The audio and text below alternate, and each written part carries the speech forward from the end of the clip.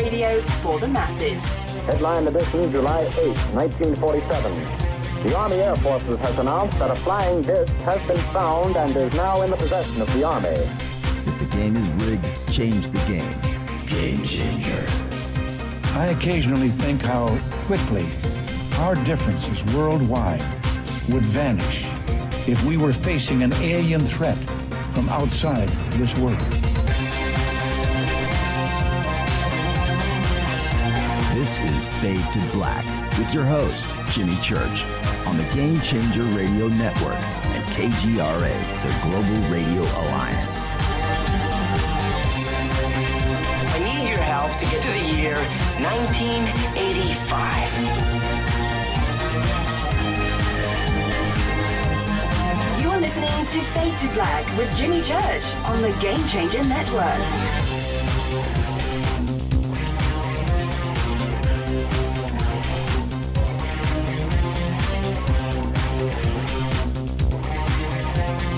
Good evening. Yeah, man. Fade to Black.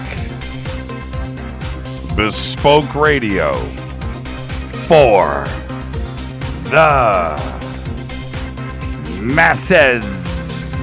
Yeah, man. How you doing? Today's Tuesday, April 6th, 2021.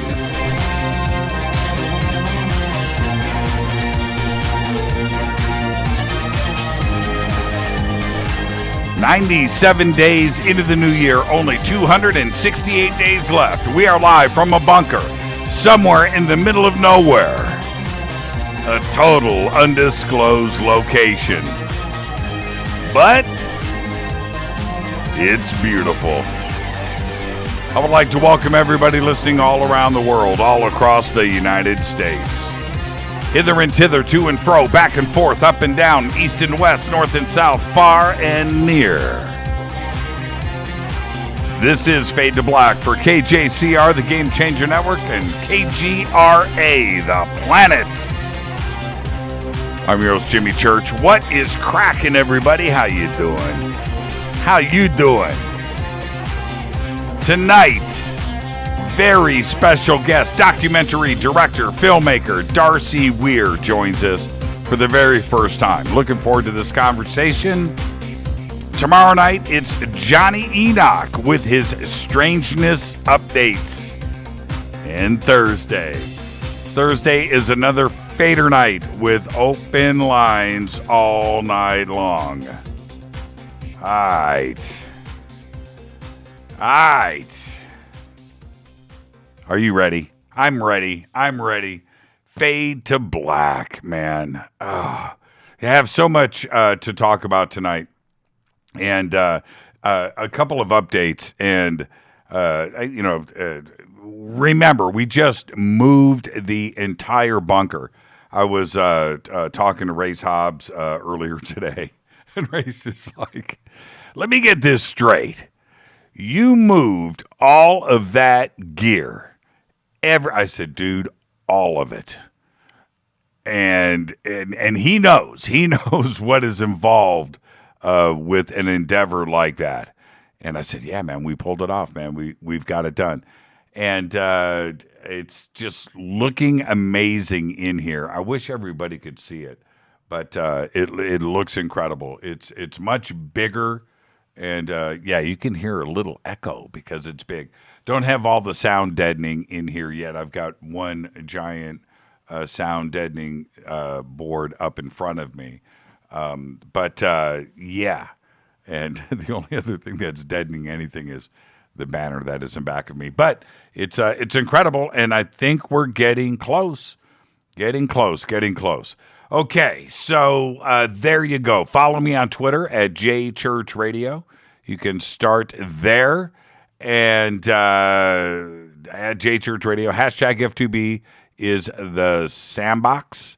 Hashtag F2B is Fade to Black questions. Now, a couple of things I want to get out of the way really quick.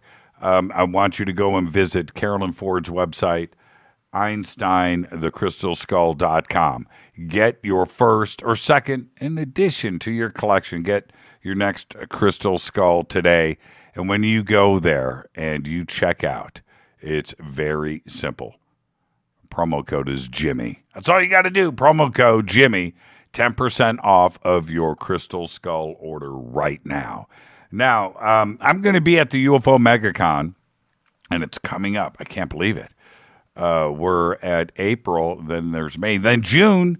It's coming up June 6th through the 12th in Laughlin, Nevada. Tonight's guest, Darcy Weir, is going to be there. He's also going to premiere his next film at that event. Okay, the links are over at jimmychurchradio.com. You can see the banner right there, UFO MegaCon. Click on it, get your tickets now. It's going to sell out. I want to see Fade to Black t-shirts. That's right.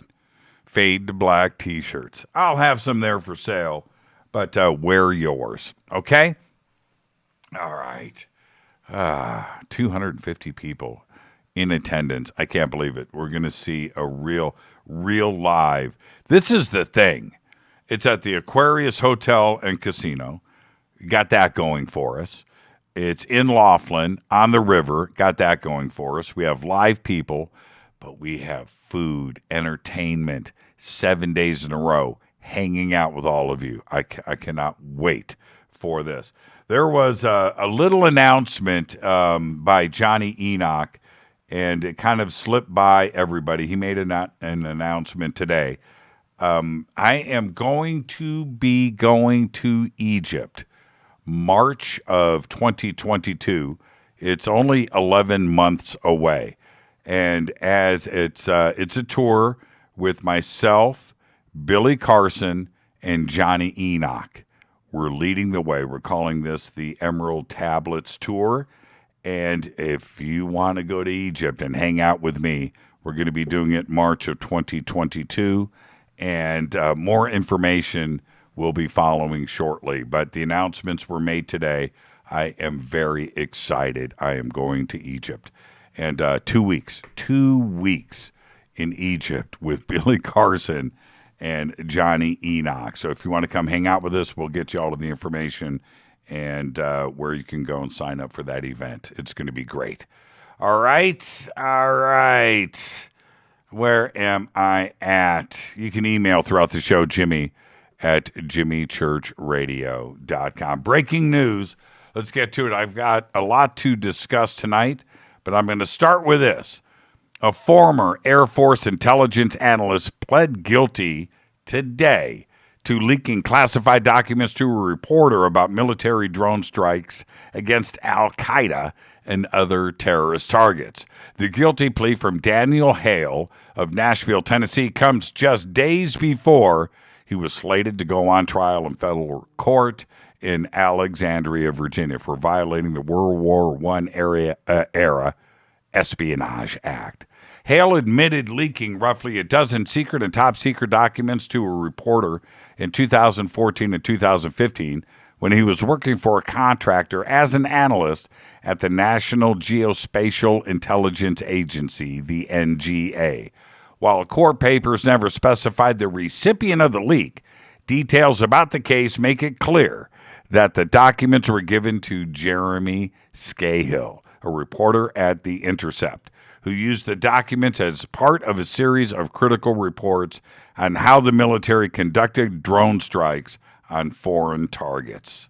Now, next up, this past Saturday, Egyptians witnessed an historic procession of their country's ancient rulers through their capital of Cairo. The lavish, multi-million-dollar spectacle saw 22 mummies, 18 kings, and 4 queens transported from the Egyptian Museum to their new resting place 3 miles away, with tight security arrangements benefiting their royal blood and status as national treasures. The mummies were relocated to the new National Museum of Egyptian Civilization in what was called the Pharaoh's Golden Parade. They were transported with great fanfare and chronological order of their reigns from the 17th dynasty to Ramses IV, who reigned in the 12th century BC. Well, it happened. Here you go. I'm just going to say it here. The identity of Q, whom believers think is a high-level military or government official who is bringing down the cabal of Satan-worshipping Democratic elites, was revealed in the end of the 6-part Q Into the Storm HBO documentary that aired this past Sunday. Who is Q? Ron Watkins. Ron Watkins, who owns and runs 8kun, formerly 8chan, admitted he posted as Q in the finale of the documentary. Of course, Ron is the son of Jim Watkins. There you go. Does this end Q? Don't know. Probably not. There you go. All right. Let's see here. Okay. All right. Drew just said, for all of the Fadernauts, we are broadcasting in 1080p. Okay. All right. We're broadcasting in 1080p. Does that mean I have to shave? Let's get this show cracking. Happy birthday to today. Paul Rudd is 52. Now, I noticed this today. Paul Rudd only stars in movies that have the word man. Think about it. I Love You Man, Ant-Man, Anchorman. Hey, I'm just saying. Right. There you go. Zach Braff today is 46, the star of Scrubs. Michael Rooker, one of my favorite actors of all time, today is 66. Of course, Guardians of the Galaxy, Reeker, right? Billy D. Williams today, 84 years old, star of Star Wars. Udo Dirk Schneider. Got the coolest name in the world. Udo Dirk Schneider.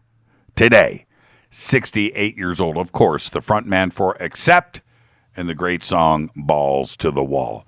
Guitar great Warren Haynes today is 61. And Brittany Fox Stickman, the one and only Johnny D, today is 57 years old. All right. Our dead guy's birthday today is Anita Pallenberg, 1942 to 2017. Anita was a German-Italian actress, artist, and a model, a style icon, and the it girl of the 1960s and 70s. She is credited as the muse for the Rolling Stones. She was the romantic partner of the Rolling Stones founder, multi-instrumentalist Brian Jones, and later, from 1967 to 1980, the partner of Stones guitarist Keith Richards, with whom she had 3 children. But that's not it. That's not all. There were rumors that Pallenberg also had a brief affair with Mick Jagger, and Keith Richards states in his autobiography that it really happened. Mick Jagger respected her opinion enough for tracks on Beggar's Banquet to be remixed after she said they sucked. That's right. Anita died on June 13th, 2017 at the age of 75 due to complications from hepatitis C. Happy birthday, Anita. On this day in history, 1968, 2001 A Space Odyssey is released in theaters. Some got it, some didn't. But today, it is regarded as one of the greatest, if not the greatest film ever made. Fader fact. Check this out. Yeah. The founder of Celestial Seasonings. That's right, the tea company. Right? Sleepy Time. Mose Siegel is the leader of a New Age cultish group. I didn't say cult. I said cultish. Could be a cult. The Urantia Foundation that believes that we live on Urantia and that aliens named Adam and Eve came to Earth to purify the planet. Celestial Seasonings makes $1 billion a year. Think about that. $750 million of it from Sleepy Time. Mo Siegel. Yeah, he still runs it too. Not the company. The Urantia Foundation. Tonight, very special guest, documentary filmmaker, director Darcy Weir joins us for the first time I'm really looking forward to this evening. And tomorrow night, it's Johnny Enoch with his Strangeness updates. Yeah. And Thursday, it's another Fader night. Open lines all night long. All right. Now, let me hit this River Moon coffee.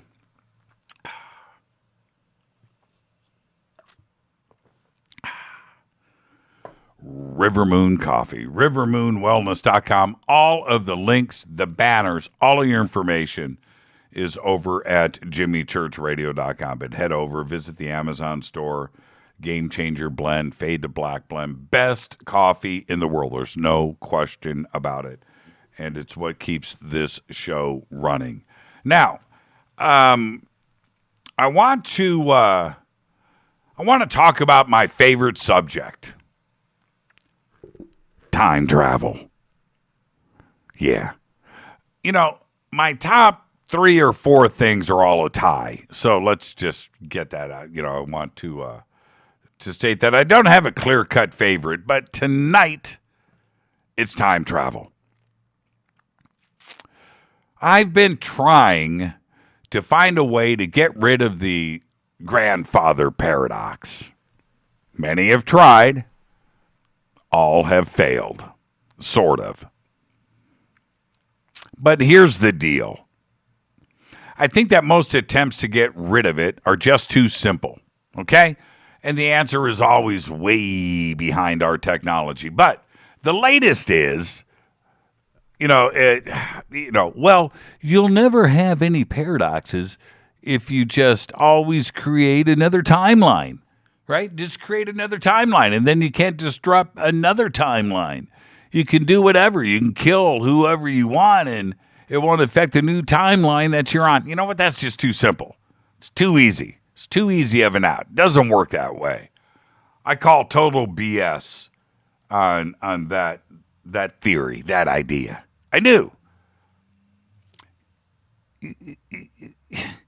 You go backwards or forwards in time on the timeline that you're on, right? You're not creating another timeline. That just rips physics apart. I'm just not gonna do it. So, hear me out. Let's take a practice run and see what happens with my idea.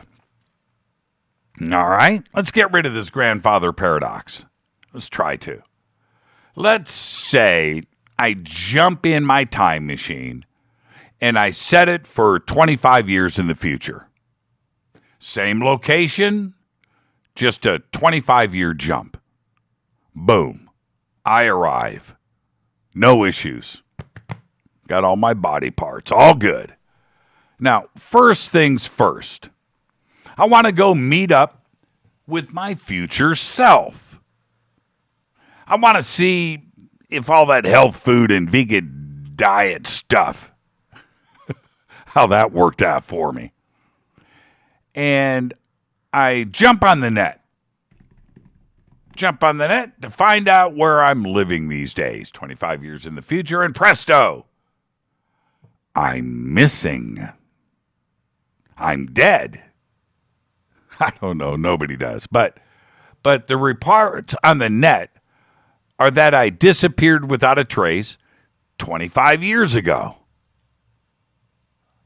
Well, of course I did. I stepped into my time machine and I was just whisked away. Now, here's the thing. I was never seen again. Same timeline, same me. But there isn't another me. Get it?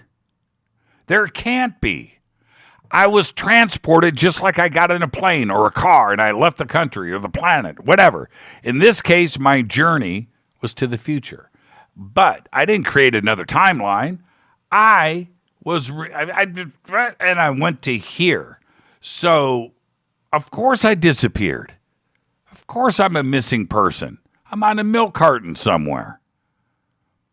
Now, there isn't a new timeline created. If I jumped out of the time, if I literally time travel to the future, my body, and that's it. I'm not in that timeline anymore. There is no paradox. There is no issues. I'm going to the future. Simple, right? Well, pulling myself out of the timeline. I'm not pulling myself out of the timeline. I am transporting myself. Okay. Now, if we take that same idea, that same principle, right? So now I know what happens if I set my egg timer 25 years ahead. It's not too complicated. So now I go back again. Let's go back to the now here, right? That I had left the first time. And now let's set the clock to go back 25 years to visit me and see what happens. Same timeline, same location, same me. And I go back 25 years and I go to my house that I was living in back then and I knock on the door. Who opens it? Now, really think about this, right? Take a few seconds. Who opens the door? Nobody. Nobody opens the door. I'm standing on the other side of it. The me. It's still the same timeline, but there can't be two of me. Atoms and particles just don't appear like magic. It can't happen. Upset the whole universe. Now, the instant that I arrive back in time, the me is replaced by the time-traveling me. There can only be one of me at a time. The younger me has vanished. Think about this. Gone. Again, without a trace. Never to be found. The older me, if I stayed there, right, would stay there. The other me, no, it's the way that it is. But the other me, the now me, that is back in time, would never say anything. I'm just a new guy who moved here from Montana. Right? Now, when I choose to go back to the now, the younger me would be back the instant that I leave back to the future. That's right. There can't be two. When I choose to go back to the now, and the younger me appears, right? It's the way that it has to be. The younger me wouldn't have any idea or memory for the missing time. Sound familiar? Think about that. Okay, so now we're back to the now here. And we are going to set the egg timer back 58 years. I'm 57 years old, before I was born.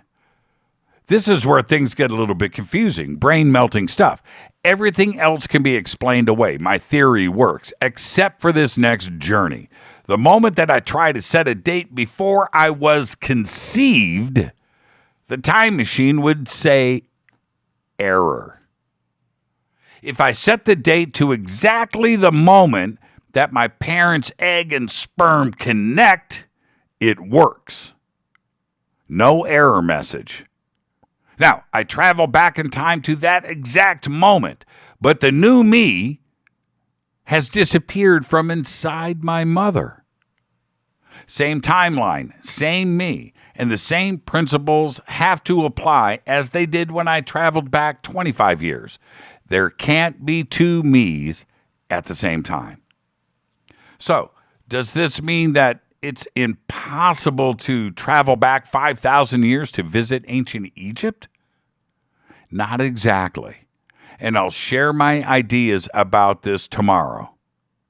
Think about this.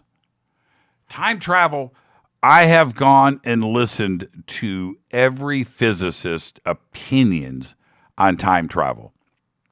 Nearly all of them, the grandfather paradox and traveling to the future and Einstein and why traveling to the past is more difficult, and you can't travel before a time machine was invented. All of these are theories. All of these are ideas. Nobody knows for certain. But what is fascinating to me is that all of these physicists say the exact same things that I do and you do on this program. It's the exact same. They don't venture out. There isn't anything new. There isn't anything groundbreaking. There isn't. It's very interesting. Getting rid of the grandfather paradox. If you are physically moving, then you're in the same timeline. It's really that simple. You can't go back before something to go and kill somebody. It's impossible. It can't work that way. The machine would lock up. It's just the way that it is. That's when you are conceived. So, like I said, what about going back 5,000 years? Well, I got to work around on this too as well. And we'll cover all of that tomorrow night on the show. I'm your host, Jimmy Church. We've got a great night coming up. Darcy Weir joins us for the first time. Great filmmaker, great work. We're going to discuss all of his work, and we're going to get into a Bigfoot tonight, UFOs, secret space. Yeah, we're going to do just about everything tonight on the show. And of course, how did he get into this? We'll do all of that tonight. Tomorrow night, Johnny Enoch is here. We will be covering his strangeness updates. Really looking forward to that. I am your host, Jimmy Church. This is Fade to Black on the Game Changer Network and KGRA, The Planet. You know the drill. Follow me on Twitter at JChurchRadio. I'll be right back after this short break. Stay with us.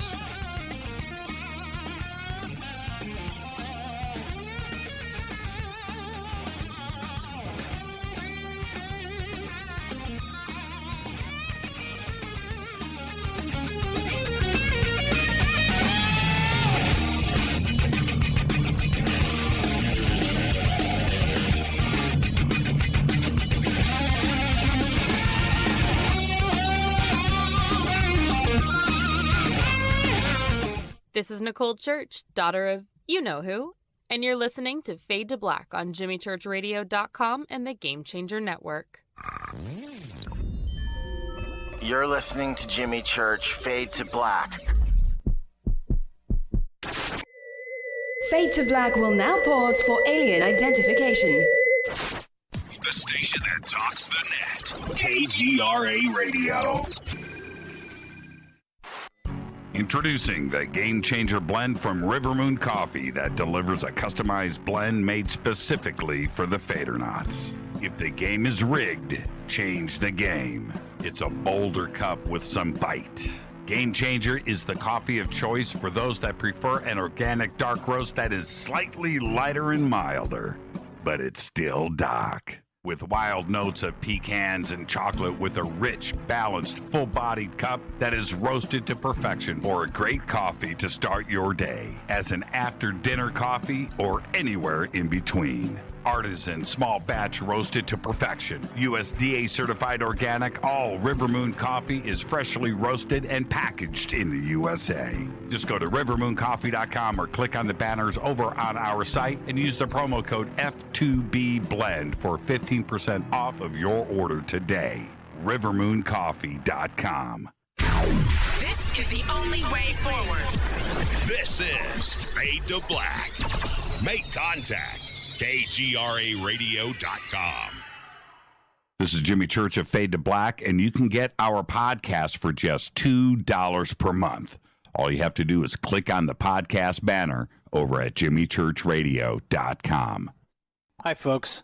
It's troubling times, and fear is pushing emotions, which in turn pushes health the wrong direction. Do you ever get an ache because life is uneasy? Try Life Change Tea at getthetea.com. Life Change Tea works on your digestive tract, helping to move food through quicker and comfortably so your health is spot on. Life Change Tea may not help with world issues, but it will help with your digestive issues. A glass a day helps keep the intruders away. So, change your life today. Log on to getthetea.com. That's getthetea.com. GetTheT.com. If your health game is off, get on by ordering Life Change Tea. GetTheT.com. And while you're on our site, look around at the great non-GMO organic supplements. And if you're a sales shopper, go to our specials page and see what's for you. I've been drinking the tea for 12 years and I'm sure glad for its health benefits. Again, that's GetTheT.com. GetTheT.com. The tea that makes you go. Fadernauts. When you think about the future of our country and where we're headed, do you wonder about the food supply? I do. Disruptions in the food supply chain could be disastrous, and they usually occur with little warning. That's why the smartest thing you can do today is to stockpile emergency food, water, and other essentials. I personally recommend My Patriot Supply. They're the nation's largest emergency preparedness company, serving millions of customers for more than a decade. In fact, they're the only source my family trusts for our preparedness plan. You should too. Right now, save 20% off a full 4-week supply of delicious meals that provide 2,000 calories a day. Saving 20% helps too, doesn't it? Especially now. So go to preparewithjimmy.com and get ready. That's preparewithjimmy.com. There's no time to lose. Do it now. 9 out of 10 geneticists agree. Fade to Black is not your father's radio show on the Game Changer Radio Network and KGRA, The Planet. Hi, this is Rob Reiner from Anvil, and you're listening to JimmyChurchRadio.com. What's up? I'm Chris. What up? This is Kyle Massey. You're listening to Jimmy Church Radio.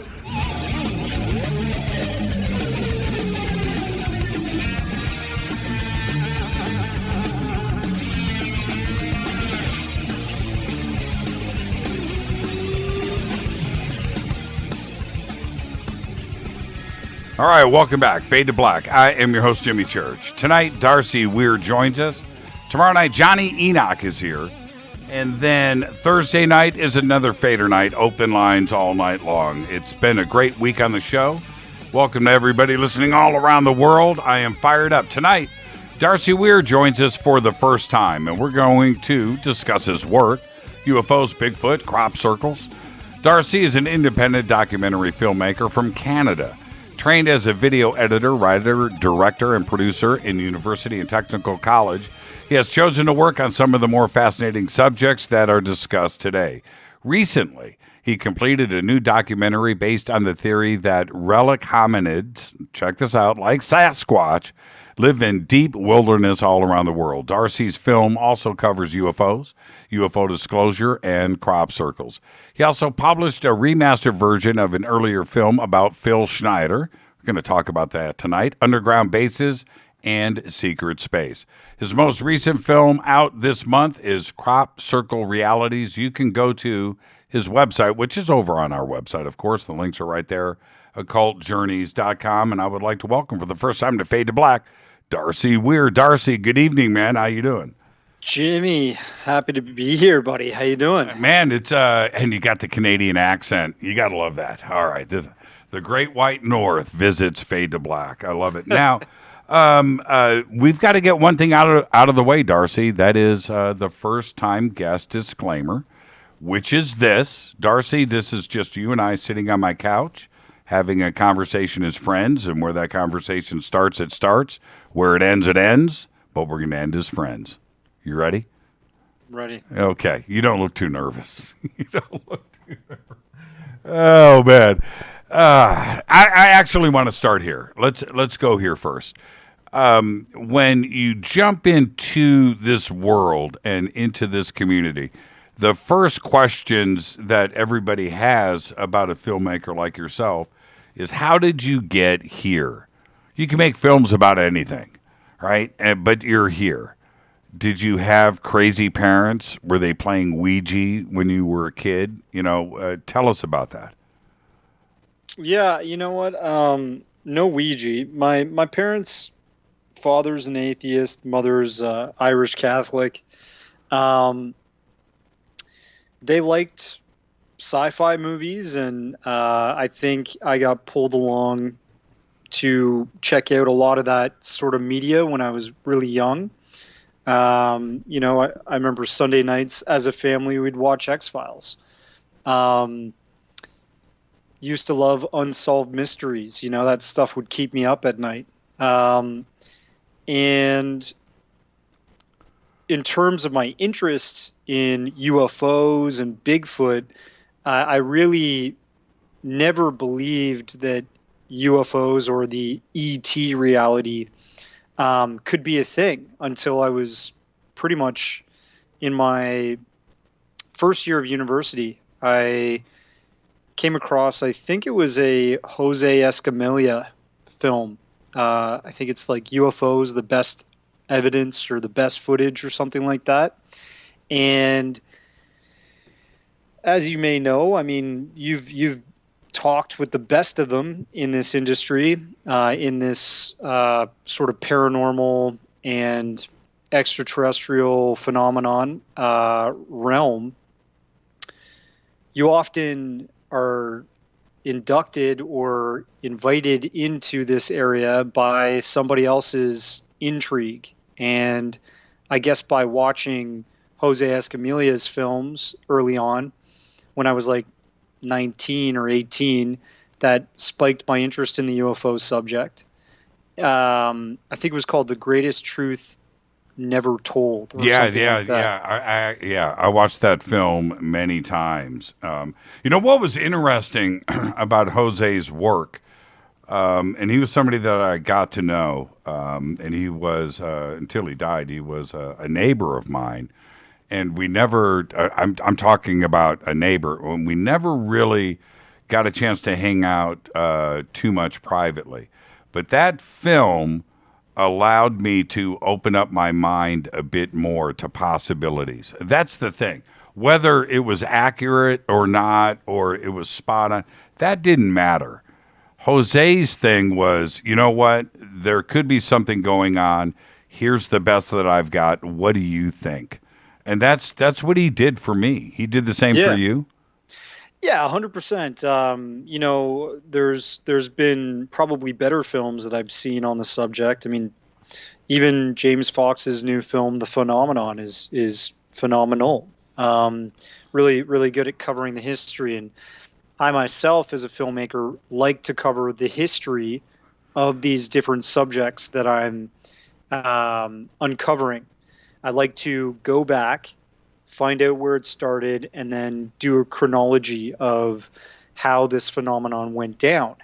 And I think some of the best documentaries do that. I think with Jose, that documentary was all over the place, but it opened my mind to it. And, you know, he did some other documentaries, one on rods, and, you know, that got a bit debunked and stuff, and Joe Rogan really threw him under the bus. But I think people like that are making these films, that are involved in publishing this content and trying to get people's eyes and ears and attention on it, in a lot of ways are activists. You know, they're civilian activists that are trying to say, never mind the government saying there's nothing to see here. Listen to this. Listen to these people that say they've been abducted. Listen to these folks that, you know, had a mass witness sighting during daylight, and, you know, hundreds of students and teachers saw it. Listen to, you know, a whole town seeing a craft, you know, the size of the town covering the star fields at night, Phoenix Lights, you know, all these types of things. Listen to that. And lo and behold, we're in 2021. The Pentagon has published their answer, which is they're not from our inventory. Therefore, you know, they're not from Earth most likely. And there's just more and more disclosure happening from the powers that be. I'm skeptical about that because they've also been responsible for covering up this information throughout history. I don't trust them, but it's vindicating in one way. I just think it's just peeling back one layer of the onion, And it's up to people like me and other civilian sort of activists that are interested in covering this, writing books, doing podcasts, doing radio shows, making films, and really presenting the most factual data on certain phenomenon that's going on around the planet, really. Have you had your own sighting? Yeah. Oh, what happened? When was it? Two sightings that were head scratchers for me. So one sighting happened when I was younger. I was probably like 22. I'm 36 now. But I was 22, I was on a plane, I was looking out at the clouds, on my way somewhere across the United States. And I thought to myself, I wonder if, I look up instead of down at the clouds, if I'll see anything. So I started to peer, 90 degrees up as best as I could, beyond the window shade. And I ended up seeing this like metal looking cube. I swear. And I was just like blown away as soon as I saw this thing. It was kind of just adjacent to the fuselage, like just a little bit, probably like 30 feet above the plane. And I go to get my camera at the time to turn it on and start recording out the window looking up. And it was as if whatever I was looking at knew what was going to happen and that I was trying to like document this. And it just moved above the fuselage out of sight. And I was like trying to look above, still trying to like see if I could, rip my eyeballs out, throw them out the window and see if there was still, and I was racking my brain. I thought I was losing my mind. Did I really see that? And it was a very vivid experience. I was kind of sweating. I was like, what's going to happen next? Is the plane going to go down? Like, I didn't really know what was happening. Second weird sort of thing that was flying in the air. I was living in Australia.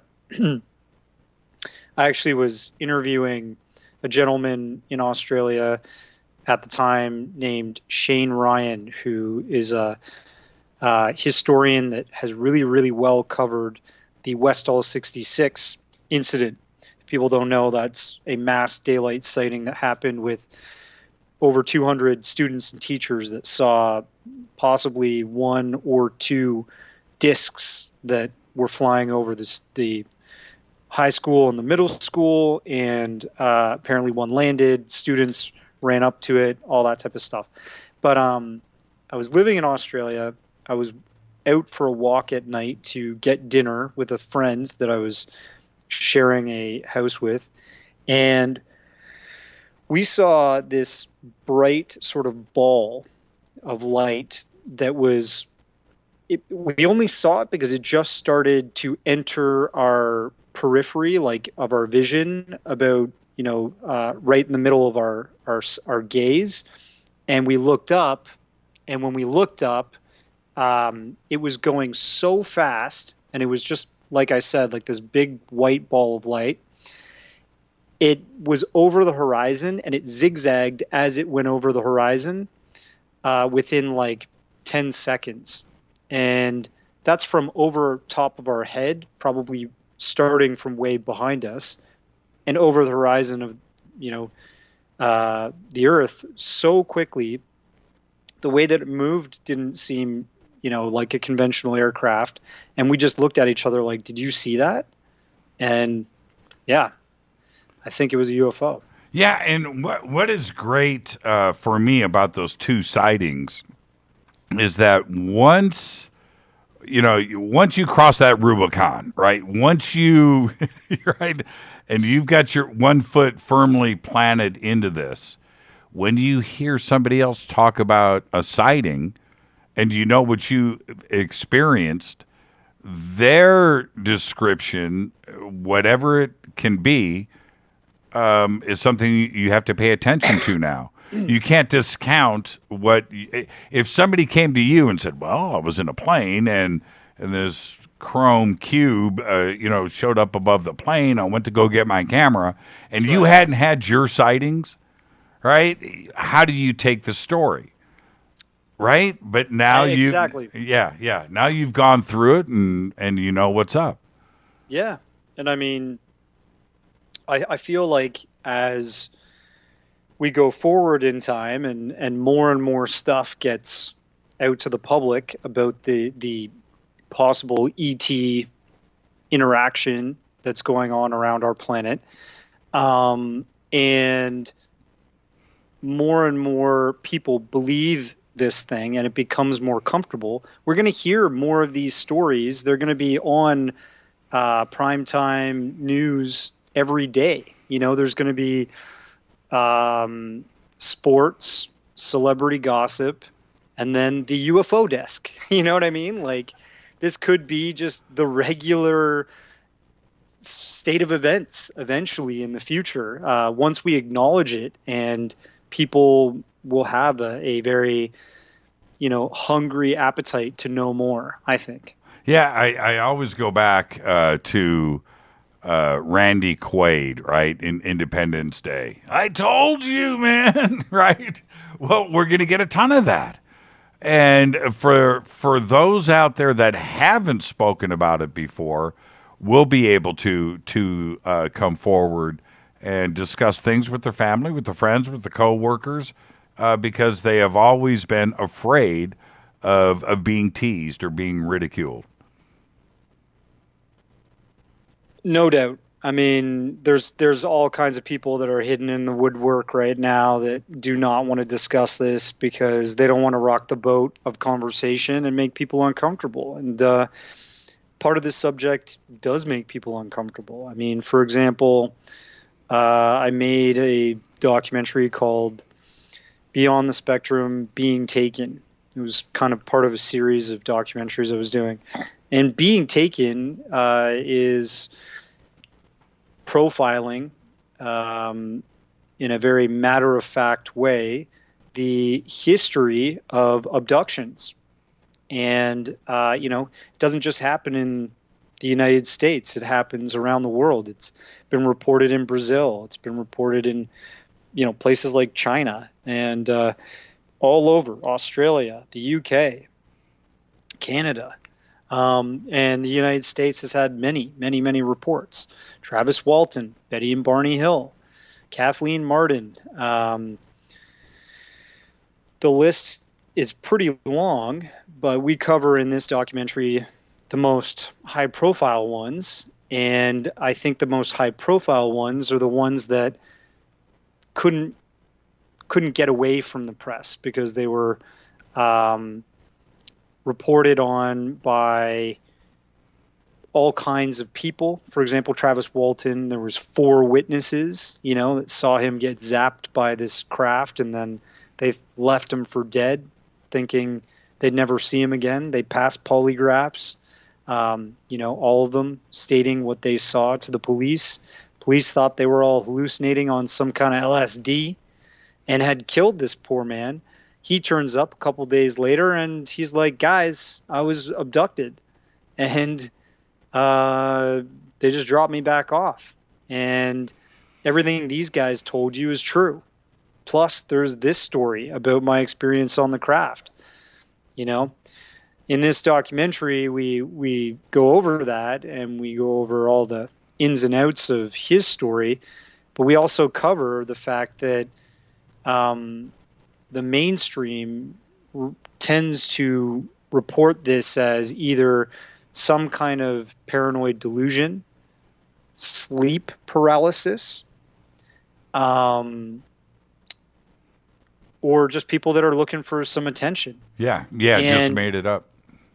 And look, when you look at events like that or Betty and Barney Hill, you've got trace evidence. You've got multiple witnesses. You've got the Air Force getting involved and researching it. And you've got facts about that come out of the reverse hypnosis to find out more information about the folks that were conducting these abductions. And Stanton Friedman is in my doc. And, I got the last interview from him before he passed. Great man. super informed. He believed the Betty and Barney Hill case. He actually fought for this to be covered in the media more. And he found evidence of astronomy, astrophysics that were at play with the Betty and Barney Hill abduction case. I can't remember the astrophysicist that helped him because he's a nuclear physicist. But basically, this woman took an interest in the case. And in one of the reverse hypnosis sessions with Betty, she said, these guys are from this star constellation. It's a binary star. That means it's a solar system with two stars that are revolving around one another, and the planets are in between. They exist on multiple planets. It's in this area of the sky, and at the time, we didn't even know this star system existed.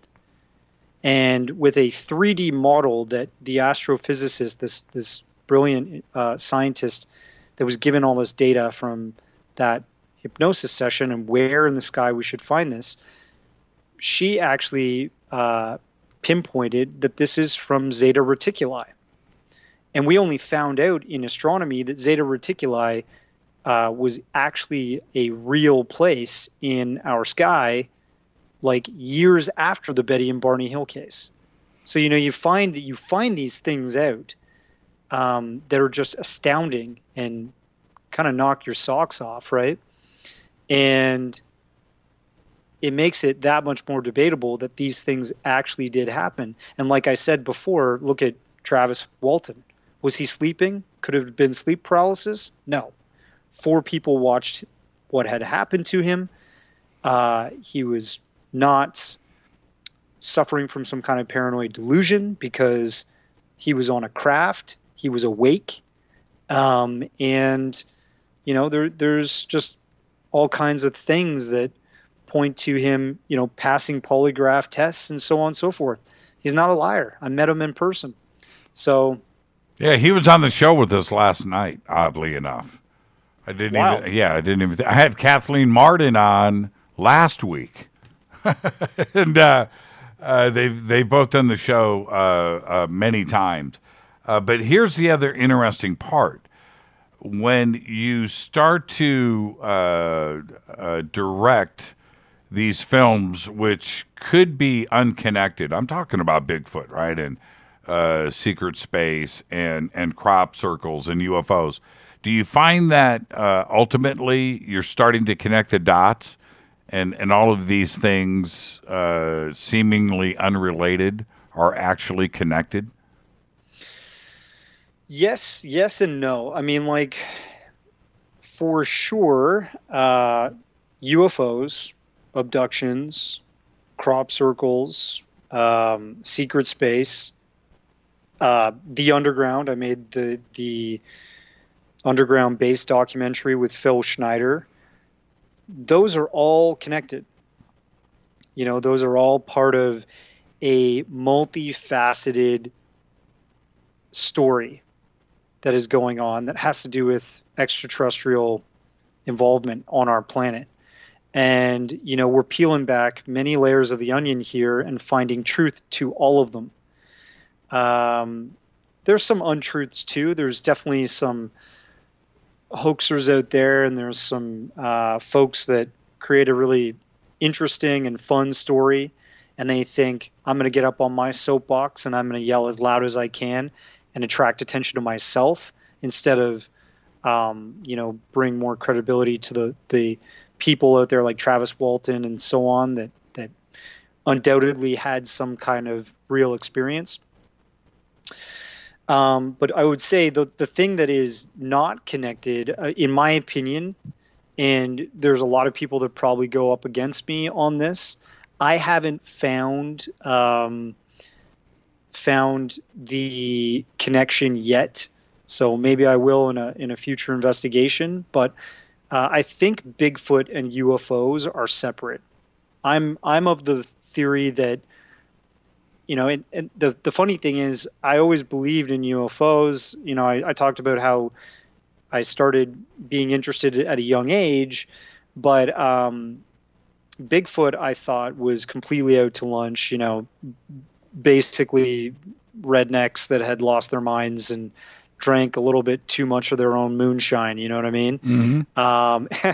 And I apologize for that, because obviously after doing my research, I feel like it's a flesh and blood creature, not a like paranormal portal jumping, spirit being or something that some people do believe. I'm in the Jeff Meldrum camp. Right.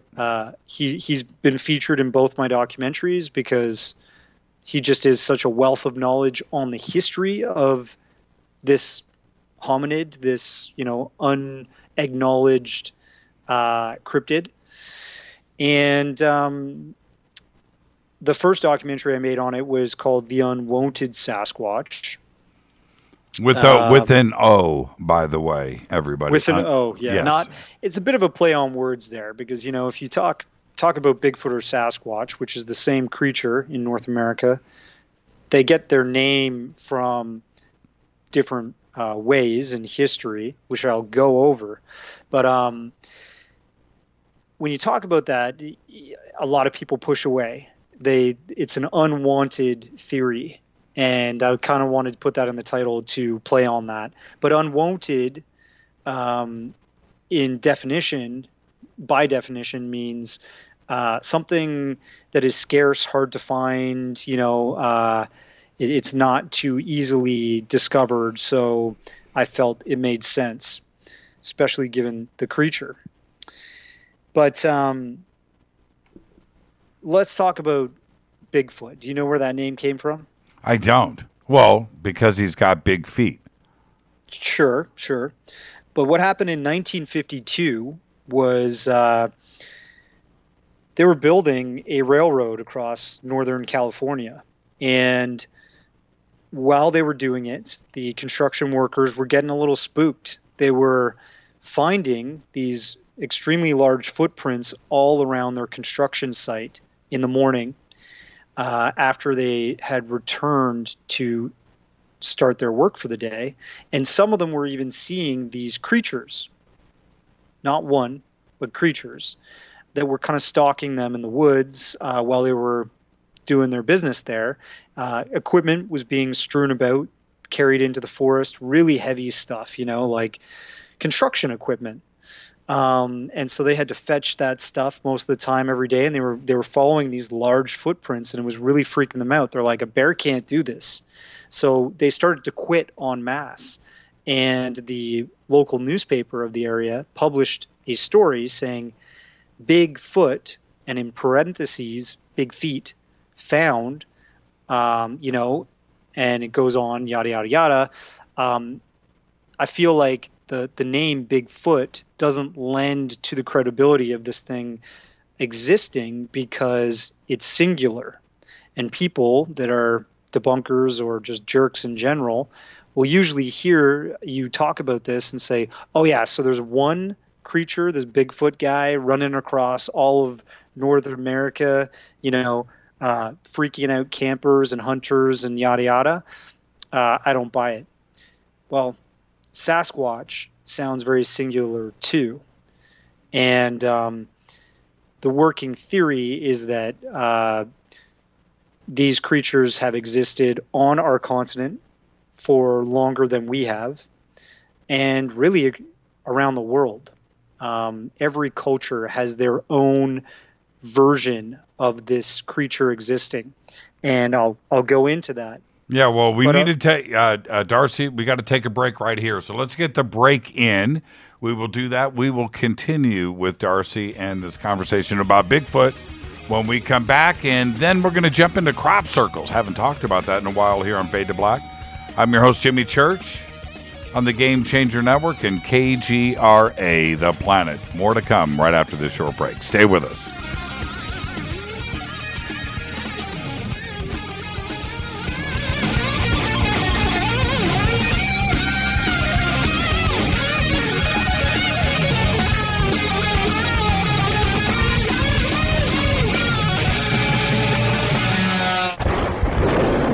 This is Fade to Black with Jimmy Church on the Game Changer Radio Network and KGRA, the Global Radio Alliance.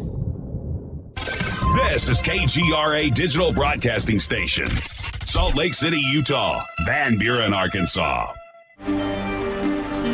This is Billy Carson with ForbiddenKnowledge.tv. Forbidden Knowledge TV has just reached its 1-year anniversary. That's right, 1 year. And as a show of appreciation, we are giving all new subscribers a free 30-day trial of ForbiddenKnowledge.tv. That's 30 days to binge watch thousands of movies, documentaries, conferences, workshops, lectures, yoga classes, meditation courses, and so much more. So log on to ForbiddenKnowledge.tv from your computer or mobile device, or get the Forbidden Knowledge TV app on Apple TV, Roku, Amazon, iTunes, or Google Play today, and use coupon code 30daysfree. That's coupon code 30 days free on ForbiddenKnowledge.tv today.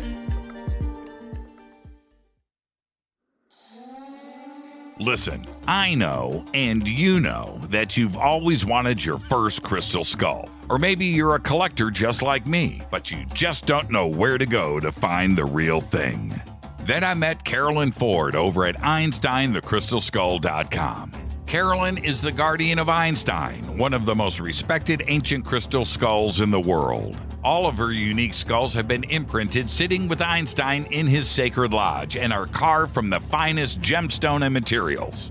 Imprinting is the process of receiving the ancient wisdom from the master skull or master computer, Einstein, the ancient crystal skull. To see Carolyn's current collection of crystal skulls, just visit her store at EinsteinTheCrystalSkull.com or click on the banner over on our site. Don't forget to use the promo code Jimmy at checkout to receive 10% off of your order today. That's promo code Jimmy. Finding your first or next crystal skull is easy. Just visit EinsteinTheCrystalSkull.com.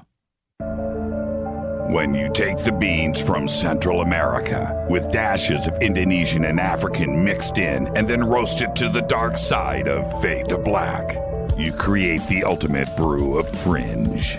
Introducing the Fade to Black blend from Rivermoon Coffee. Yes, Rivermoon's darkest customized roast was created for the love of Fade to Black. The alchemy of masterful roasting and smoking the beans is in every sip of this full-bodied, dark Java. I need my coffee dark, deep, with distinct bittersweet chocolate highlights, just like the bunker. Leaning further into the darkness of the roast is Fade to Black blend from Rivermoon Coffee. Just click on the banner at jimmychurchradio.com and use the promo code F2BBLEND for 15% off of your order today. Hello, I'm Katie and you're listening to my main man, Jimmy Church, on jimmychurchradio.com. Hi, this is Ray Hobbs here, repping the planet, and you're listening to my good friend, Jimmy Church, Fade to Black, on the Game Changer Network and the KGRA Digital Broadcast Station. This is Toby Kebbell. You're listening to JimmyChurchRadio.com. Don't hurt me, Jimmy. I'm only little. Hey, I'm Adrian Grenier. And this is Ari Gold. We're the Honey Brothers. We are also Honey Brothers. Hey, I'm Adrian Grenier. And I'm Ari Gold. We're the Honey Brothers. And you're listening to Jimmy Church. The Revolution. This is Jimmy Church of Fade to Black, and you can become an official Fadernaut by just going to our membership section at jimmychurchradio.com. Hello, this is Serena Wright Taylor from Conscious Life Expo, and you're listening to Fade to Black with Jimmy Church, who holds the Lucky Pony record for the best astrological chart since 1963. True story. This is Micah Hanks of the Gralien Report, and you're listening to Jimmy Church on Fade to Black, across the globe on the Game Changer Radio Network and the one and only KGRA Radio, The Planet.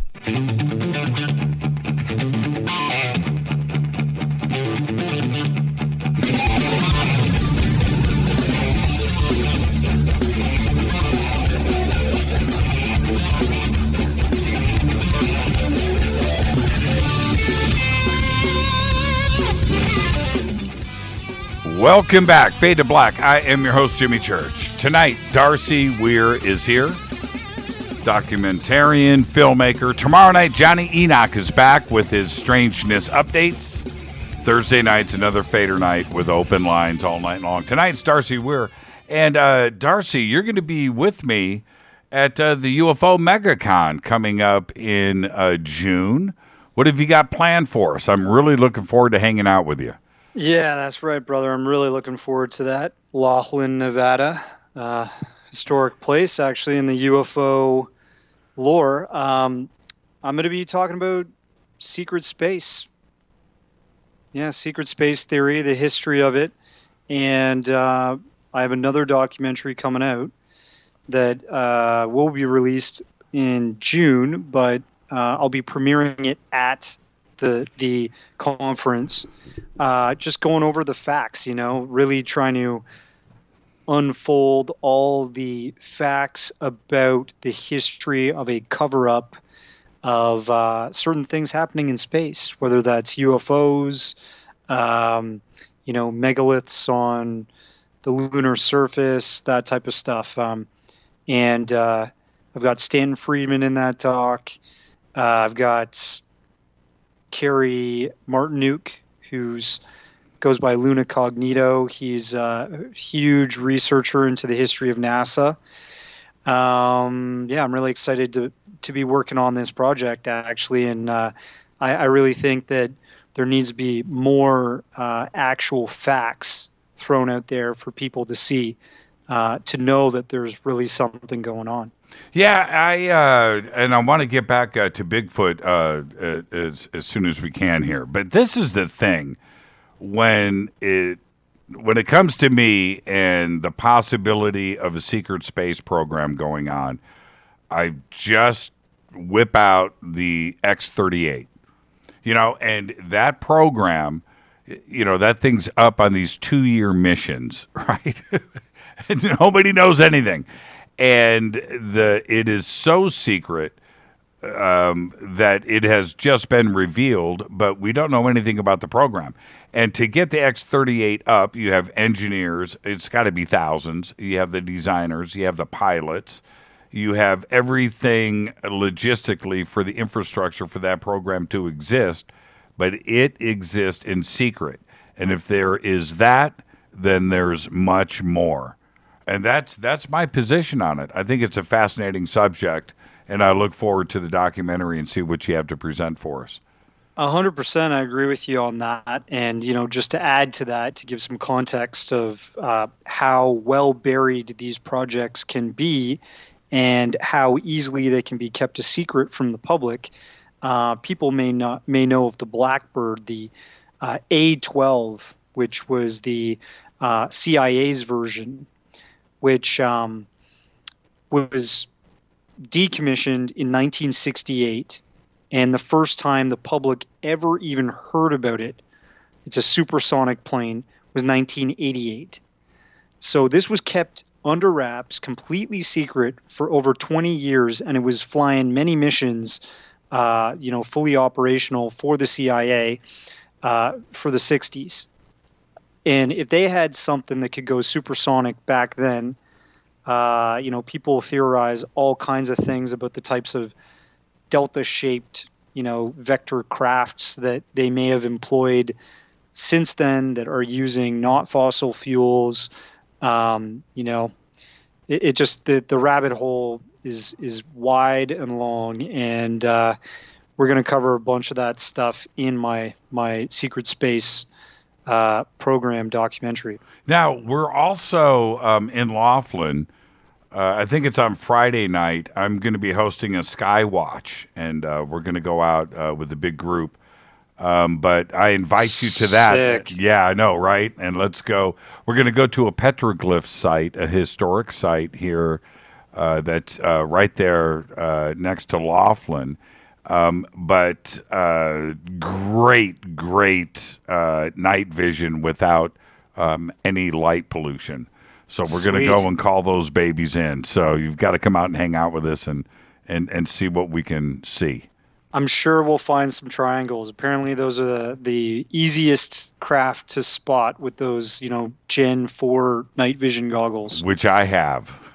Beauty. which I have. We'll have a bunch of night vision goggles there, and you'll be able to check it out for yourself. Looking forward to it. Now let's get back to Bigfoot for a second.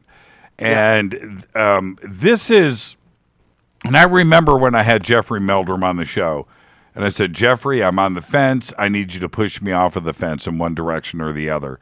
I'm going to give you, give the show to you. Give me your best shot. And Bigfoot and I have been at odds over the years. And I, like you, always considered it a species, right? Just a species, nothing more. But why haven't we found a body? Why haven't we found DNA? Why haven't we found a corpse? Why hasn't one been hit by a car? And I've started to get pulled in the other direction, Darcy, where I'm thinking the one thing that would answer all of the questions that we have about Bigfoot is the interdimensionality portion of this. That there has to be something there that allows Bigfoot to retract, right? And whether it is another dimension, I don't know what it is. It's a portal. I don't know, but that takes away the questions that we have about corpses and DNA. And there seems to be a lot of UFO sightings, and suddenly when somebody else is seeing a UFO and there's a sighting, there's a Bigfoot sighting in that same area. So I don't know. Hey, I don't think that it's impossible. There's possibility that we've had a visitation by a UFO that has had a captain that's a little bit hairy. You never know.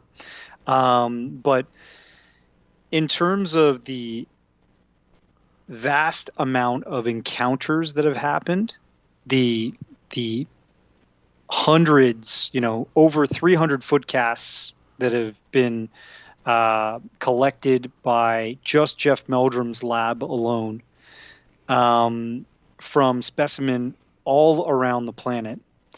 And, people say, well, how come they never got a body? Well, there's actually a history of us getting a body. There's the Jacko capture of 1880. Mm-hmm.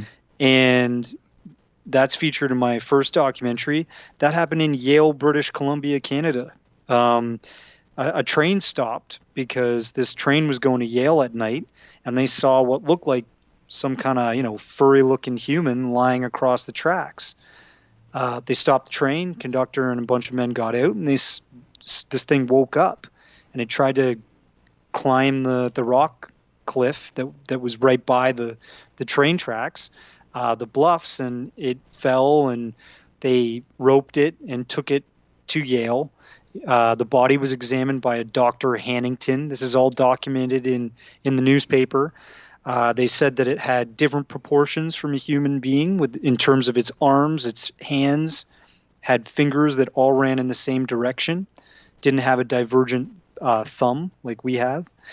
And, if you think about rock throwing, people that have, like hunters and such, that have been on a trail and they've had this rock hurled across their path, it always seems to be rolling a certain way, which would denote a underhand throw. And if you had a certain type of hand, like a primate has, you would throw underhand. So, there's just so much history and so many accounts. You've got the indigenous peoples of North America, all kinds of tribes in Canada and the United States have a different name. Bushman, wild man, Sasquatch is a name that actually came from an indigenous tribe in British Columbia called the Stahelis. And the Stahelis, they had a English teacher, a man by J.W. Burns in the early 1900s, 1920. He was living there on the reserves, learning about their culture. They were learning about us. And he kept hearing the story that they were telling their kids, don't go too far into the forest alone. The Sasquatch will get you. And the Sasquatch is their indigenous name for Bigfoot. And J.W. Burns coined the word Sasquatch from the word Sasquatch.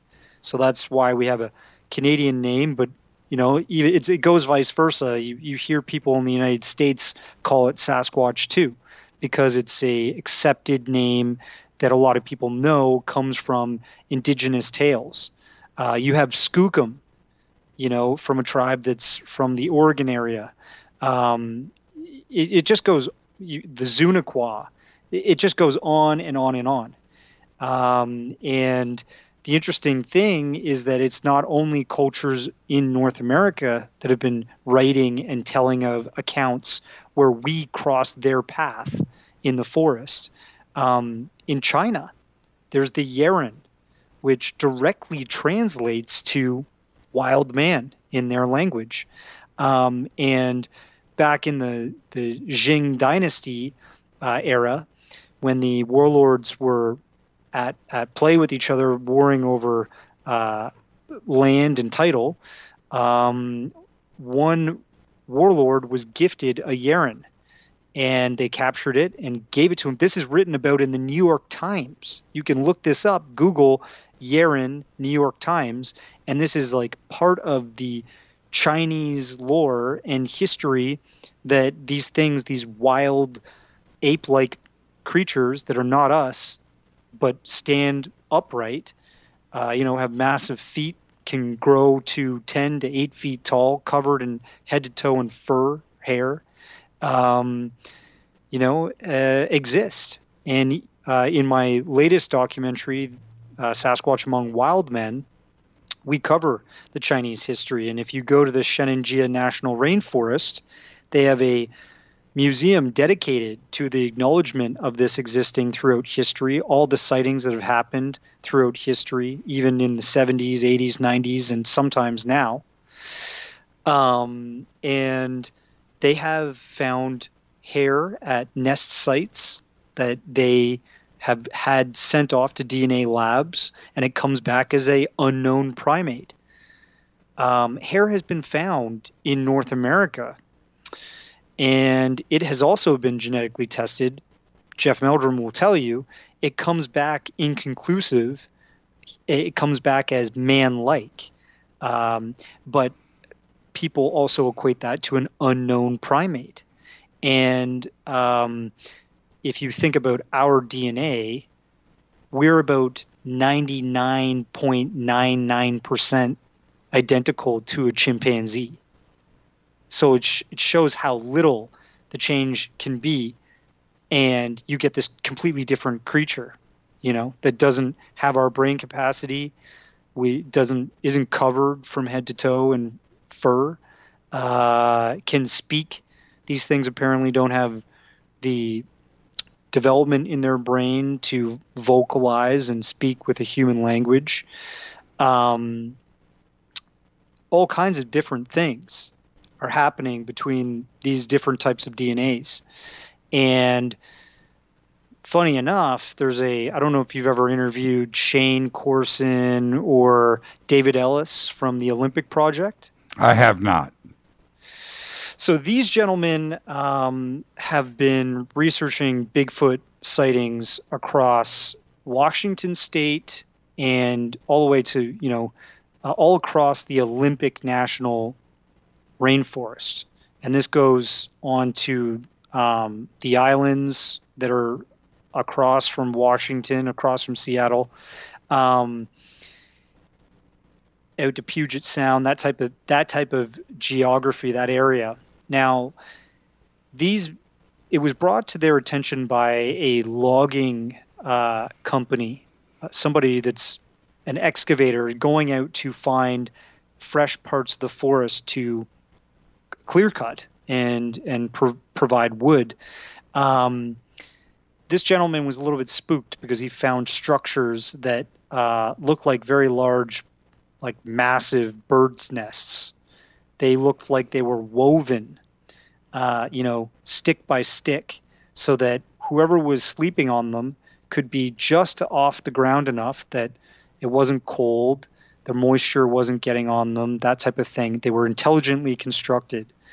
And the men at the Olympic Project I met at the Sasquatch Summit of 2019. And they have pictures, they have all kinds of evidence. Jeff Meldrum's been out to this site, and he's taken DNA samples from one of these nests. And they get hair samples, again, that get equated to something like an unknown primate. Tested by Todd Disotell out at NYU. He also believes there's something going on here. You know, this is another mainstream scientist. And to me, it's a in the flesh sort of primate type creature. I'm not discounting that there might be a portal jumping Sasquatch or something like that out there. Maybe that's just a totally different phenomenon, and it's not the same creature. But I would argue that we have so many eyewitness accounts. If you go on the BFRO .net, I think, Bigfoot Field Research Organization, their website, you can look at the state of California. And if you click on that state on their website, you'll see over 400 sightings that have happened that include police reports, multiple eyewitnesses from dating back, early 1900s till now. They're still coming in. It's not like this thing's going away. They exist. And, you can look up every state of the country has sightings. The vast majority of them happen in Washington State, California, Portland, Oregon. Some happen in even North Carolina, Virginia. In Canada, it's rampant. We hear about them in British Columbia, the Yukon Territories, the Northwest Territories, Alaska, everywhere. And the indigenous people of all these different living areas have stories of them too. So it just, we got the footprints, we got hair samples, we've got stories of captures, we've got stories of hunters shooting them, running away. I think, in my opinion, there is a bit of a cover-up happening here. I could equate this to the cover-up that many suspect has happened in Tasmania. Tasmania is a state and island off the southeastern coast of Australia. Have you heard of the thylacine or the Tasmanian tiger? Yes, I have. So what do you know about that? Well, but here is I find it totally fascinating, and the pictures that have been in the public domain. Yeah. When this creature is as elusive as Bigfoot, that but also when you look at the population of Tasmania, there's not that. It's low. I actually looked it up. Yeah. There's more land than there's anything else. There's no people there. Yes. Yeah. So a lot could be living there. And this is the other thing. You brought up Washington State and the Olympia Forest. Couple of years ago, 3 years ago, I was with a group of people, a couple of hundred of us. We're all up there. And there was a group of kids that were with us, children of some of the families that were there, that found some Bigfoot prints. And they came up to me and said, "Do you want?" And I thought, "Oh, come on, you guys. There's no Bigfoot prints over there, little kids. Great kids." But they take me over, and I look down, and sure enough, Darcy, friggin' Bigfoot print. I don't know. We found 16, 18 inches. Oh, no, it was 20, 22 inches, I think. Wow. But probably 2.5, 3 inches deep into this hard-packed soil, fresh, with the grass in it. And I'm looking at it, and I'm dumbfounded. I'm 200 pounds. I'm not making a dent in this ground.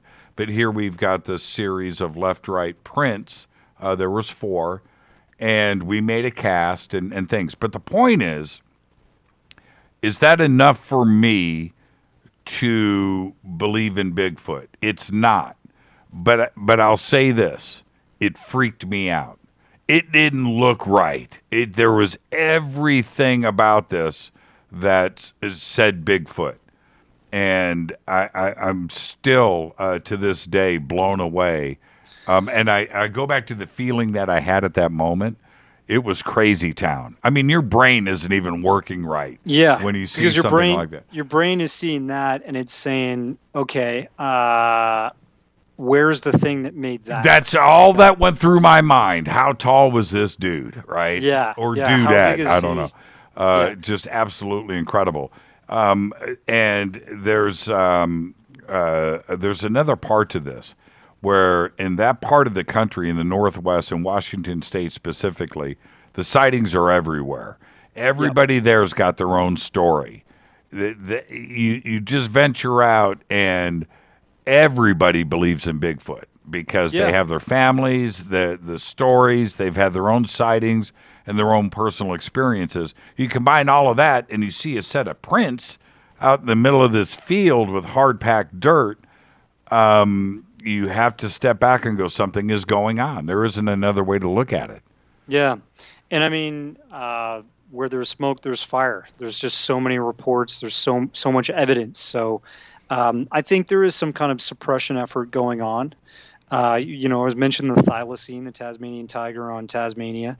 The last documented evidence that we had one alive was the 1950s. There's an old zoo video in black and white. You could see this thing yawning, and its jaw just extends like this crazy amount and then claps shut.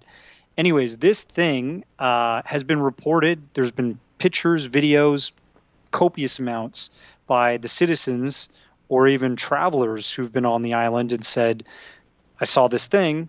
What is it? It's not a dog. And it's definitely not a fox. And the government there constantly says it's a fox, or it's a dog, or it's a hoax. And there's so many people that are convinced these things still exist. We know that they did. We know that at one point they were all across Australia. They don't exist there because they were hunted to death. Tasmania, like you said, is vast. There's enough forest and hidden areas for them to exist for sure. There's enough of biodiversity there that there's all kinds of things we probably don't even know about. But now, the conspiracy is, sorry, one sec. The conspiracy is that the logging industry is the biggest and only show in town there. And if you come forward and you say, this thing does exist, we have to put it back on the endangered list. Overnight, you have to shut down all of the pulp and paper and logging for lumber. That's a major economic driver. If you shut that down, so many people are going to lose their jobs. There is no work from home for that job. And that could be part of the conspiracy and part of the reason the government does not want to acknowledge this thing still exists, because they're saying, listen, mate, forget about the bloody tiger. It's had its time on this planet. Flip the bloody thing off, shoot it if you ever see it, because we're going to log this forest as much as we can, and we're going to get that wood all we want, all right? Ben, that was awesome. We're going to take a break right here. This is Fade to Black. I'm your host, Jimmy Church. Tonight, Darcy Weir is here. Now, when we come back, we're going to jump into crop circles. What is, that it was thought to have been extinct for like 100 years, right? That's the other part. It's pretty crazy. This is Fade to Black. We'll be right back. Stay with us.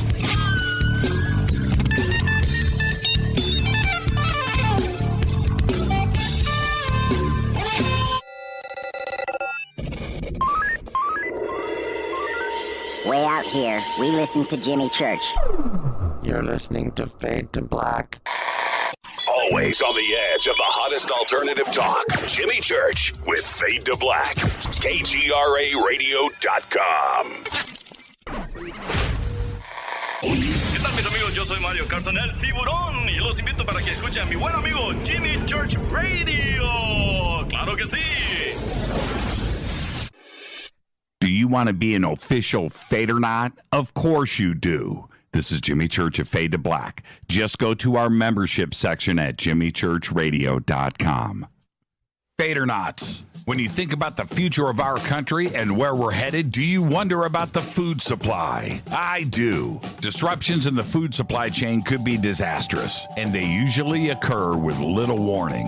That's why the smartest thing you can do today is to stockpile emergency food, water, and other essentials. I personally recommend My Patriot Supply. They're the nation's largest emergency preparedness company, serving millions of customers for more than a decade. In fact, they're the only source my family trusts for our preparedness plan. You should too.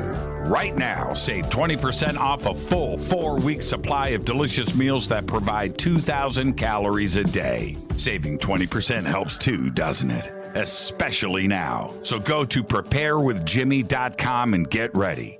That's preparewithjimmy.com. There's no time to lose. Do it now.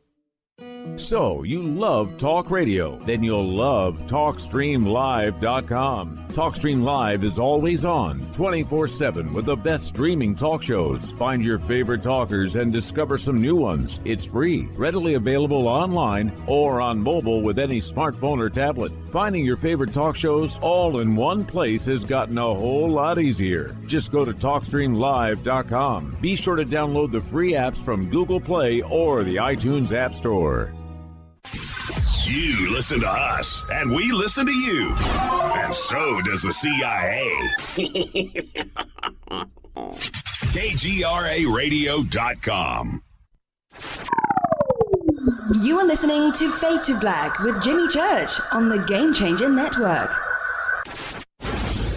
Oi, oi, I'm Reese Evans. You're listening to Jimmy Church. This is Revolution.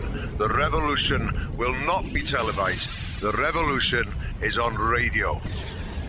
Ciao.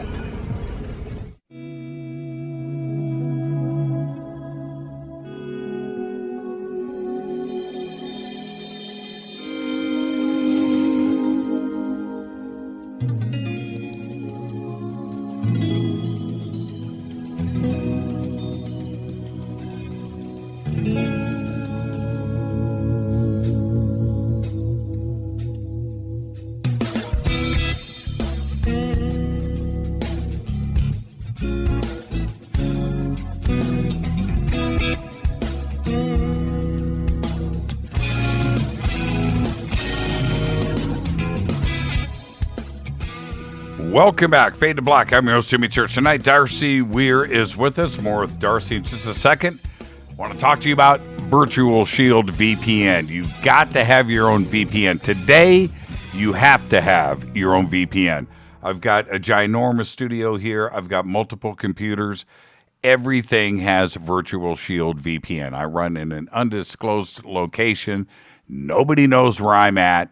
That's the way that it is, and not even my ISP. Get Virtual Shield VPN. It is designed from the ground up for privacy. Strict no-log policy. Nobody knows nothing. Encrypted servers all around the world. You've got to get Virtual Shield VPN, and it's simple to do.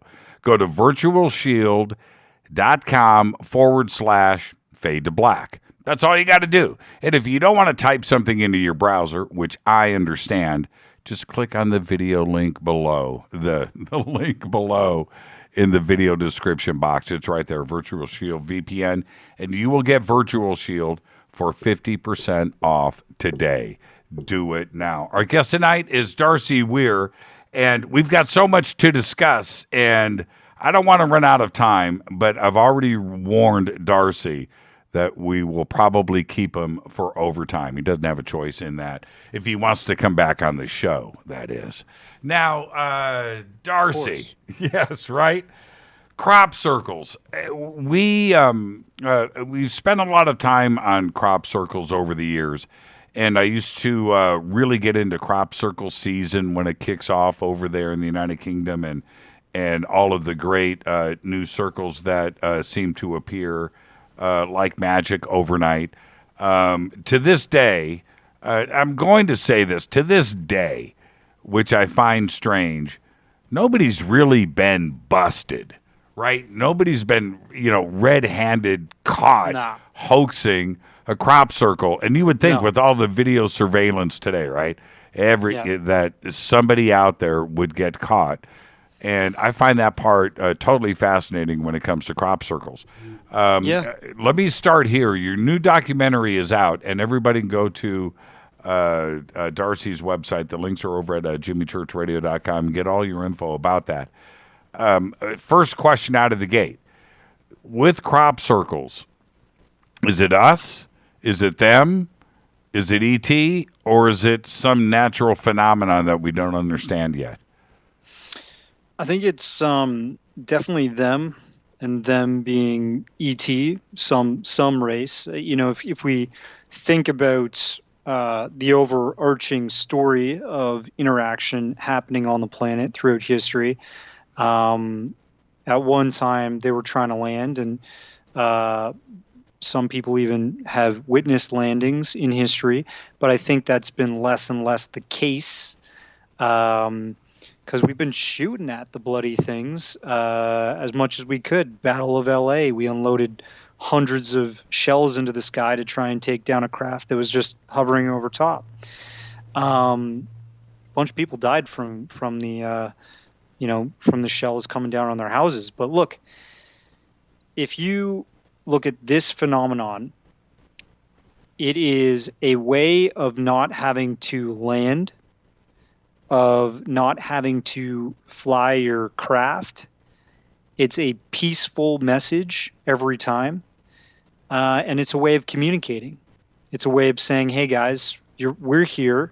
You're not alone. Keep us in mind. You're doing some crazy stuff on the planet there. We're worried about you. That seems to be the consistent message. And here's some beautiful designs that you can't ignore that we're just going to keep bringing back to you year over year, every spring and summer when crops are being laid and paid, and people have come forward in the past and said, oh, we're responsible for all the crop circles. The two guys who are now dead, so it can't be them doing them now, but their names are Doug Bauer and Dave Chorley. These are country bumpkins from the UK that said in 1991 that they were responsible for all the crop circles that had showed up from the 1970s until then. And they showed everybody how they did it on national television. They took a board and a piece of rope, and they stomped on the crops and said, this is how we do it right here. We just step on the crops and we break it. And as we do it, we lay these amazing, immense crop circle glyphs. And, it takes us a little while. We can't show you how we do the whole thing. Come on, bugger off, you bloody wankers. But that's what they claimed, and that has been proven wrong so many times, time and time again. Well, the point being with those two yahoos, look, I'm sure that they've got great families and things and save your email. But when they were out there with that board and the rope and they had the string in the middle, and their guide, and you looked at what they created, and it was a mess, right? Versus these intricate geometric designs that are impossible to think about. And for somebody to be out there at night in the darkness with somebody in the middle with a piece of string, guiding them in a circular motion and laying this out in the dark, I have issues with that. It would be hard to do in the daytime with a team of people laying this stuff out to be so geometrically beautiful, complex, precise, heavy math, right? I mean, heavy math Big time. to lay these designs out. I don't know how it's gotten done. I really don't.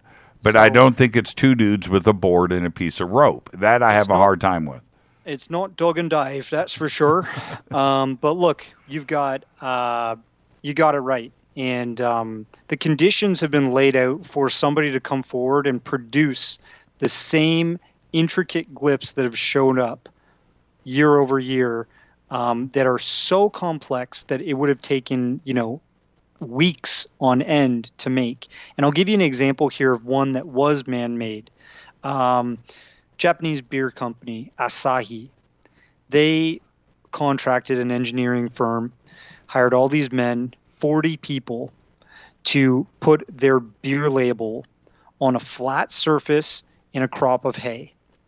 And they're just making Asahi, right? Mm-hmm. That took them a week. 40 people, night and day. They used these satellite tracking posts to make it look precise and clean. All this technology was involved. Doug and Dave Chorley, there's no way that these guys had that technology back in the 70s and 90s. And that Asahi campaign was in the past years, it wasn't long ago. These crop glyphs, if people want to look one up on Google, for example, they can look up the Chilbolton crop glyphs of 2000. In 2000, there was a really strange one that showed up right beside this dish, this radio telescope that's out there in the UK countryside. And this is for sending out signals into space and receiving in some sort of space research program. This glyph showed up, and it's three sort of orbs that are very massive, and then they have like hundreds of little orbs fanning out from the larger two that are on the sides, one big one in the middle. And people looked at that and were like, wow, that is just beautiful. It's super complex. It's incredibly beautiful. But what does it mean? No one really knew. A year later, in 2001, you can look this up. These are the Chilbolton crop glyphs, or crop circles, if you look it up. And these show the people or the beings that made the one from 2000. And it is what people call the Arecibo message, the reply. Because this had 10 points of information. The Arecibo Space Radio Telescope, the largest one back in the day, Carl Sagan was responsible for helping build and create the signal we would send out in 1974. This is located in Puerto Rico. It sent out a signal that had 10 points of information into the cosmos. And we got a glyph that showed up in 2000, which we found out was actually a microwave telescope design. In the year 2001, in the same Chilbolton crop, that they want to keep a continuity here, right beside a radio telescope, they laid out the 10-point reply to our original message. It showed the being's bodily form compared to the human bodily form. It showed their DNA structure. They apparently had silicon in their DNA. It showed their planet that they inhabit around their sun. In ours, it showed, third rock from the sun, Earth. And theirs, it showed that they've inhabited the 3 moons surrounding their planet. And at the very bottom, it showed a smaller version of the complex design of the help me here, microwave emitting telescope that they use for sending and receiving signals in space. And this is a peaceful sign. This is a communication. These communications can be recorded, being shown in the UK back in 1649. There's a story still on bronze tablets from the early printing press in the UK about the devil shall mow. And this was a story of a crop that was laid down, and they originally thought this was the work of the devil.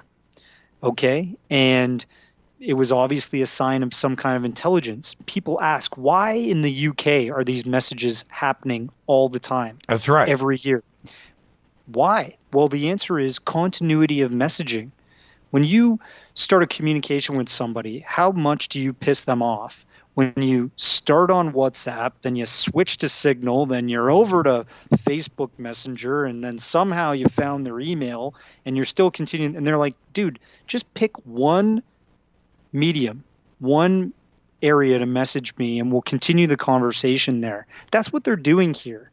And the UK is the birth of agriculture, mass farming as we know it. We know the Sumerians had agriculture, but that was really just like little gardens. In the UK is where we clear-cut forests, we built these massive farmlands, and we started growing the English nation across Europe, trading massive wealth, an empire that, did some crazy things, did some dominating, and so on and so forth. But they watched us really become modern human beings from that empire. And they started leaving messages there. I'm convinced, and they still are. And thousands of people every crop circle season are traveling to this area of the world to see the latest ones that get laid out.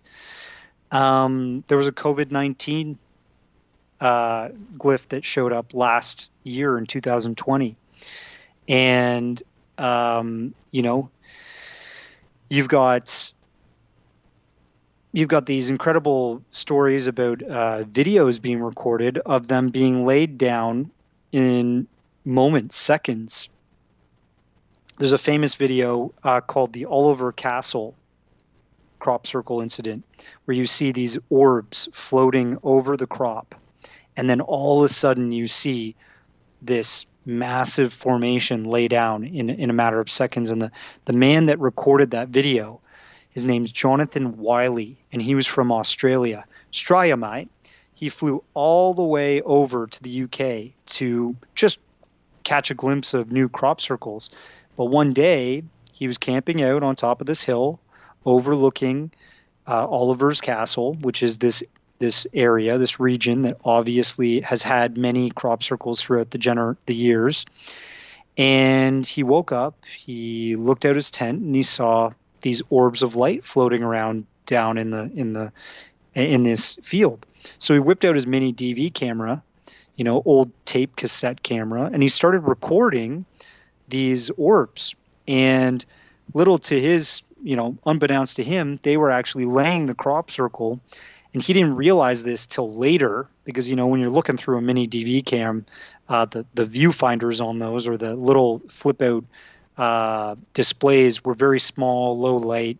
It's also early in the day, super low light, sun's not fully up. Didn't know what he was looking at. And when he got to a pub 4 hours later, he was, cheering and shouting to all the people local that believe in these crop circles, have seen them year over year in the UK, that he had caught orbs. And they looked at the video and said, you also caught them making the crop circle. And Gary King in my documentary breaks down how that all went down, and how debunkers claimed, National Geographic has a documentary claiming that is just an animation. But what you have to keep in mind is that video went from being on that tape 4 hours later being in a pub. This was 1996, and another filmmaker, researcher named Terry Toughness, he made a documentary about crop circles. And when he interviewed Disney animators in 2004, they said to make the same animation that had the horizon wobbling, but these objects moving gracefully in the same flight path that they should be if they were real, going over top of this crop, it would have taken them at least 4 days, and it wouldn't look as good. So to get that done in 4 hours in 1996, it's just out of the question. Where is the original DV, the original tape? So apparently there was an individual that came forward. He was a crop circle researcher at the time, he said, give me the tape. I can, do some editing and I can get this out there to the public.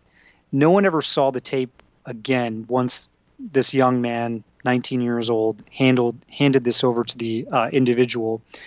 He later said that he was responsible for making the crop circles. And that individual, his name is escaping me, Gary King knows, but this guy, he basically eventually just released the single little clip, but in our documentary we found other footage that had been recovered, showing the field before the crop had been laid by the same camera. And it's really it's unfortunate because it's been lied about over the years, and debunkers have come forward to try and discredit that video, but it's really one of the smoking guns. And Gary King, who I feature in the documentary, he himself witnessed a sort of paranormal crop circle event called 777, where he saw a crop circle materialize in the dead of night. It was 3:30 in the morning. They saw a massive light flash, and then as the sun came up, he and the other campers woke up and they could see, as you can see in the footage, this 1,033 foot wide crop circle glyph in East Field. And the funny thing is about East Field, this is the same place that Doug and Dave Chorley said that they made the crop circles back in 1991.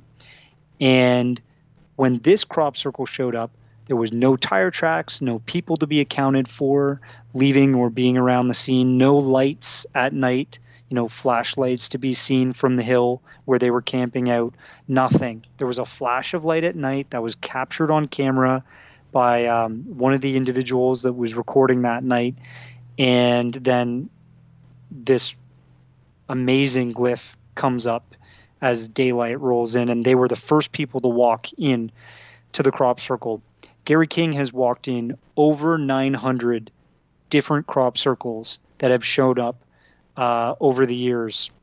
And he says, if no one's been in it before, there's like this static electricity beneath your feet with each foot print that you make, this crackle. The crop often is not damaged. It's still growing. It looks like it's laid down at will or steamed down, and the incredibly complex, geometric, mathematically precise, beautiful designs that they've made over the years, the messages that they've sent are just remarkable. It looks like they've been 3D printed in a medium that is crop. Now, what about, in the little time that we have left, what about some of the theories that have been out there about the bend point, that they're not broken, like they lay themselves down? And yes. Tell us about that. So William C. Levengood was a Michigan man, scientist, that was analyzing these more peculiar crop circles as they showed up. He examined actually the crop that was delivered from the 777 event with Gary King. And they noticed that the nodes of the plant, they seem to sort of expel steam. There's metal fragments that are sucked up from the soil, kind of like the stalks have vacuumed up matter from the soil. And there seems to be some kind of energetic reaction taking place at the node point. Node point. Right, yeah. right. So if it was Doug and Dave, they just crunched the crop down. They break it. Right. It's very dumb. Right, yeah. Right. Whereas this is highly intelligent, and it just leads people to believe there's something supernatural going on here. And Gary will even say that famous year of 1990, thousands of people were coming to see this amazing glyph in East Field in 1990. They were flocking there. The police were handing out tickets because so many people had parked their cars along the field, were walking, into the field. The farmer was pissed, you're destroying my crops, whatever. You're on my property. And basically, the following, right after that event, Doug and Dave materialize. The men in black of crop circles. I like to call them the men in slacks. Just decide to show up and rain in on everybody's party. It's just not true. It's sad that people aren't turning enough attention to this. And I hope when the pandemic goes away, people are traveling, to the UK to see these because they'll be there. They're coming. Now, so are you postulating that energy's coming down in the form of an orb and laying out the design? It wouldn't have to be, like a CNC machine, doing each section of the crop circle. It could be done all at once. But is that what you're suggesting here? I think there's evidence of it. And there are multiple accounts of people seeing what looks like orbs floating over the crop circles throughout the generations. Even that Devil Shall Mow story that I told you from ancient times in the UK, they report in the story that there was balls of fire floating over the countryside, and it's like, balls of fire, what are these? So very, very interesting that people constantly report orbs, and orbs are part of the UFO, storyline. People have seen these all around the planet. Where can everybody see? We're going to come back after the break, but the new Crop Circle film, where can everybody go and see it? Yeah, they can check out my website if they just want an easy place to go, occultjourneys.com. The poster's there, the trailer. Click on the poster, it'll go right through to a site to stream it. That's like all my films on my website. A lot of my films are on Google Play, iTunes, Cox TV, Verizon Fios, Dish Network, Amazon Prime. Whew, you can view this stuff in any way you want. Really. Let's take our break right here. This is Fade to Black. I'm your host, Jimmy Church. Our guest tonight, Darcy Weir. And when we come back, we're going to talk about some UFOs. And we'll get the secret space program in there, too, as well. All of that and much more. This is Fade to Black. Stay with us.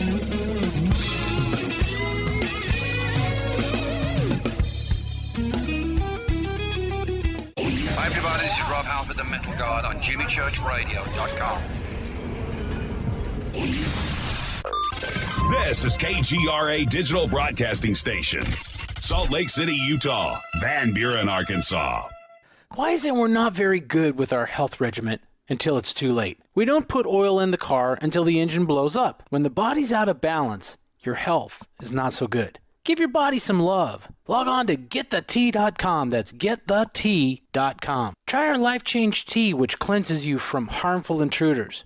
A clean colon is one of the ways to bring the body in balance. We also carry organic supplements to help you get where you need to go. So do your body a favor. Log on to GetTheT.com. That's GetTheT.com. You can even visit our sales page to save some dough. Does anybody call money dough anymore? Anyway, if you're looking for short, helpful health tips, go to YouTube and punch in Health Matters Now. That's Health Matters Now. So, log on to GetTheT.com, shop, get balanced, then learn some cool tips at Health Matters Now. You'll be glad you did. That's GetTheT.com. Your contact for current news and trending topics. KGRARadio.com. This is Jimmy Church of Fade to Black, and I only drink Fade to Black blend coffee from River Moon. Just click on the River Moon Coffee banner at jimmychurchradio.com. Promo code F2B Blend. This is the only way forward. This is Fade to Black. Make contact. KGRARadio.com. When you're in the house for longer periods of time, you can see them flying or running across the floor. Ooh, yuck. They're unhealthy, gross, and disgusting.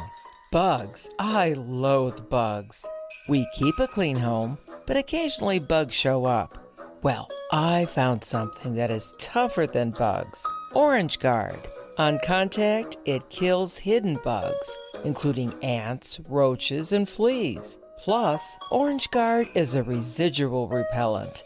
All of the ingredients of Orange Guard are on the FDA generally recognized as safe list. Orange Guard may be used around food, humans, and pets. It comes with a 30-day money-back guarantee. Orange Guard, available at orangeguard.com, Whole Foods, and Ace Hardware.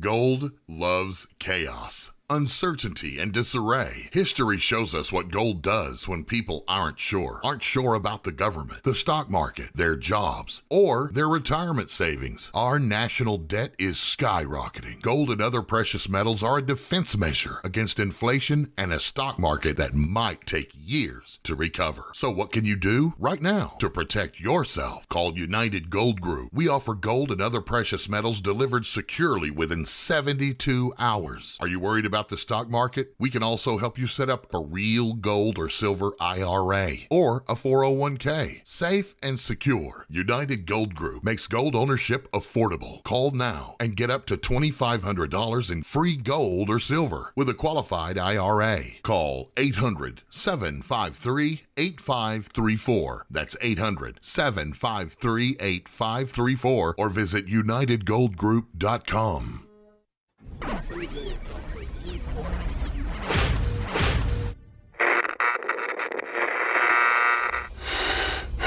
You want to know a secret? I love ponies. I really love ponies. I'm serious. I couldn't stay sane without ponies to brush. Why fade to black? Because you never got that pony, damn it. This is Fade to Black with Jimmy Church on the Game Changer Radio Network and KGRA, the Global Radio Alliance.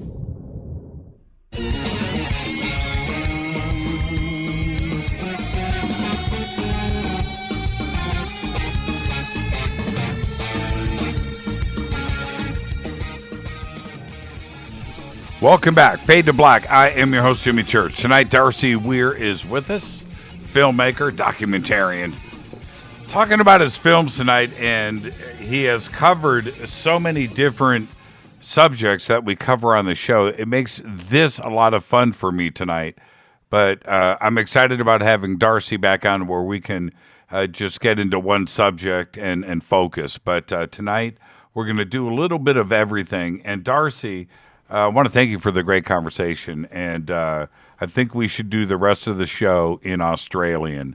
That's just my thought right now at this point. Bloody hell, mate. We'll make it happen. Tell you, we'll go down under. We'll talk about the Sasquatch and whatever you want, mate. Yeah, see, we've Reese Darby, great friend of the show, fellow Fader Not. When he comes on the show, I can't keep a straight face. You know, he's one of the funniest guys out there, and we have such a large audience in Australia, and I'm sure they're cracking up right now. I'm sure they're trying to throw a boot at me.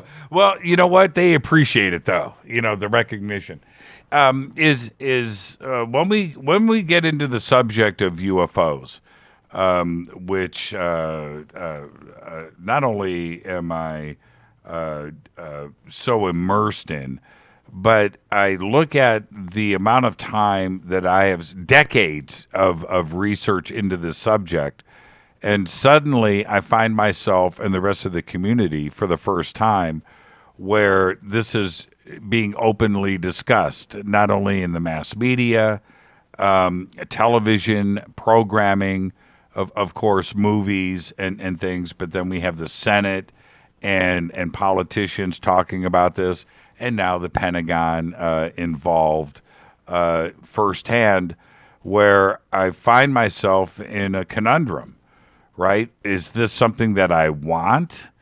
I certainly appreciate it, but I have seen, 4 or 5 decades now of my life of ridicule coming out of Washington. And now suddenly they want us to be their UFO buddies. They want us to be our friend. I'm not ready for that yet. And I'm not sure if the UFO community is, even though we appreciate it. What's your reaction to the way that the Navy and the Pentagon and the Senate suddenly has an interest in UFOs? I'm 100% with you, man. I'm skeptical. I'm wondering what their angle is on this whole thing because, if we look at the history of the subject, let's go back to 1947. The United States Air Force says we've captured a crashed craft, flying a saucer. Then they come forward and say, oh, just joking. It was actually a weather balloon. Yeah, it was the next day, by the way. It was the next day. And then it's actually Operation High Jump, and cover up. That has basically been the story ever since. Cover this up. Do not let the public know what is really going on. And that's where you got people like you, people like me, people like Richard Dolan. We're all different layers of this. Definitely Dolan is like this, the ultimate. You're the penultimate. I'm just a geek. But we got folks that are activists. They're trying to provide the real facts. They're trying to disclose and talk about this in an open way where people can't be ridiculed and they're accepted for what they believe. And then all of a sudden the government goes, hey guys, guess what? We're with you. There is something to this subject after all. That to me is a big PR campaign. I think that they know that the trust in the public is at an all-time low. We've got every type of conspiracy you can think of, man. We got flat earthers running rampant. Literally. They think we're like this flat earth. I don't believe it, but I think there's too much science and math and yada, yada, yada. Secret space could not be proven if you had a flat planet. It's just not possible because you have to accept some of the laws of physics in order to say, okay, we're in a solar system with floating planetoids that are round. But anyways, I digress. What I'm saying is I think there might be something coming that they can't fully hold back. I think they also want to control the narrative as much as they can, so it's to their advantage, so that they can get us to do and say and believe what they want. And I think they're also trying to buy back some trust. They know that the cat's pretty well out of the bag, that there's been so many sightings around the planet by hundreds of thousands of people that have come forward. And, we're talking high-ranking military officials, politicians, very credible observers that affirm that this subject is real. And they're just trying to catch up to it to make sure that they look good when this is finally coming out. I'm worried that they're going to be playing some kind of game where, they're going to be arming us with the newest type of laser gun and launching us into space and saying, go shoot the Zeta Reticulum Al-Qaeda or something like that, I'm worried that might be some kind of motive behind all this, because it's a fear sort of game that usually the military can run. It's a big business, and we'll see.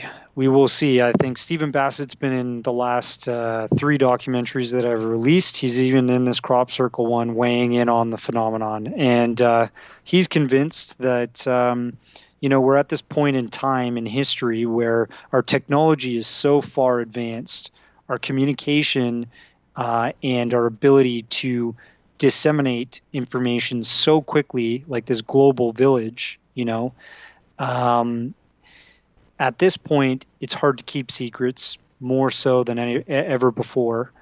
And we're getting to this point where we're going to be going into space with people like Elon Musk, and Robert Bigelow was doing a lot there. But, you've got Jeff Bezos. Yes. Yeah. You got all these different folks throwing their hat in the ring to advance us into our own solar system and possibly into the stars after that.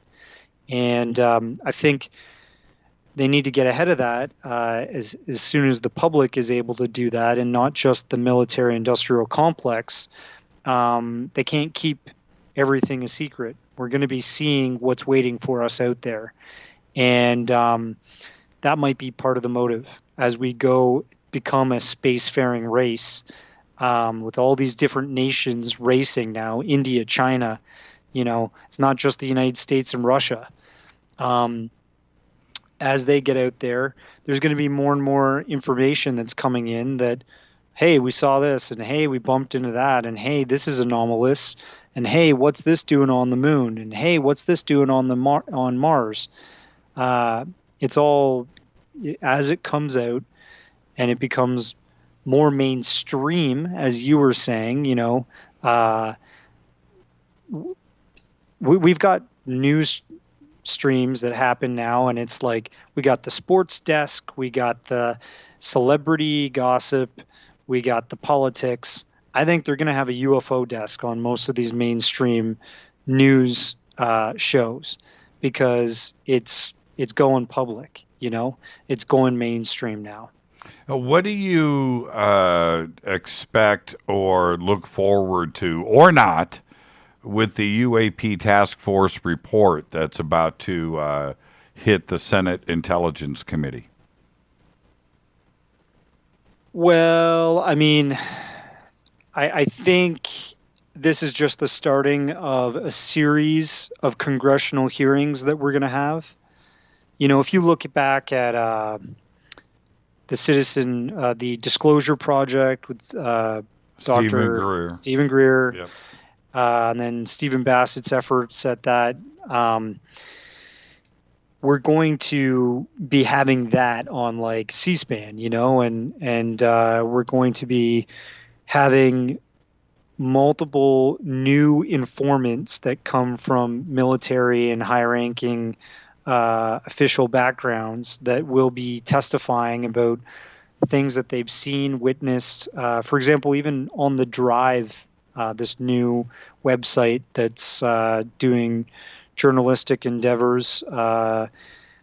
Funny enough, it's being kind of run by the skeptics out there on the UFO subject, MJ Benias being one, but the Drive.com published a recent article about multiple United States destroyers off the coast of California that were being swarmed by UFOs. They say drones in that, but they say these things we were not able to track them, to keep up with them, and it just keeps pointing back to, if they're not part of our arsenal, where are they from and what's their motive?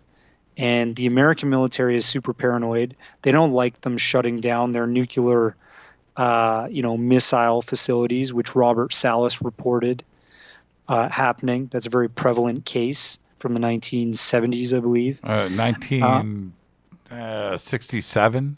67, sorry. Yeah. They don't like that. They want control. They want command and control.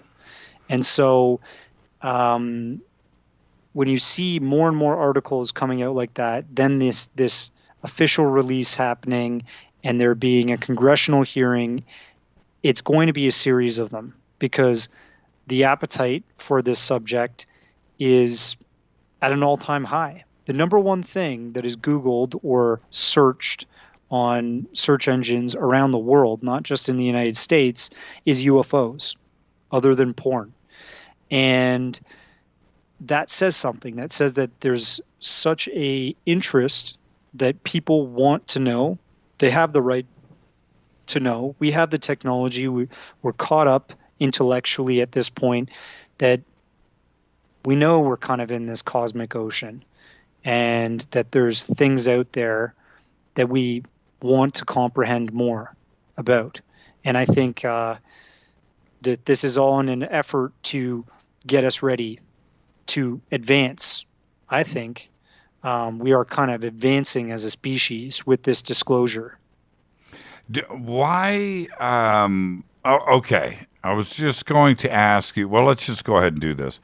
Why do you think the Navy is at the center of this right now and not the Air Force? I'm scratching my head on that. Look, the Navy, if you look at all the astronauts that went into space that were part of the Apollo program, Navy. Always Navy. The Navy is at the center of this intelligence. Land, sea, and space.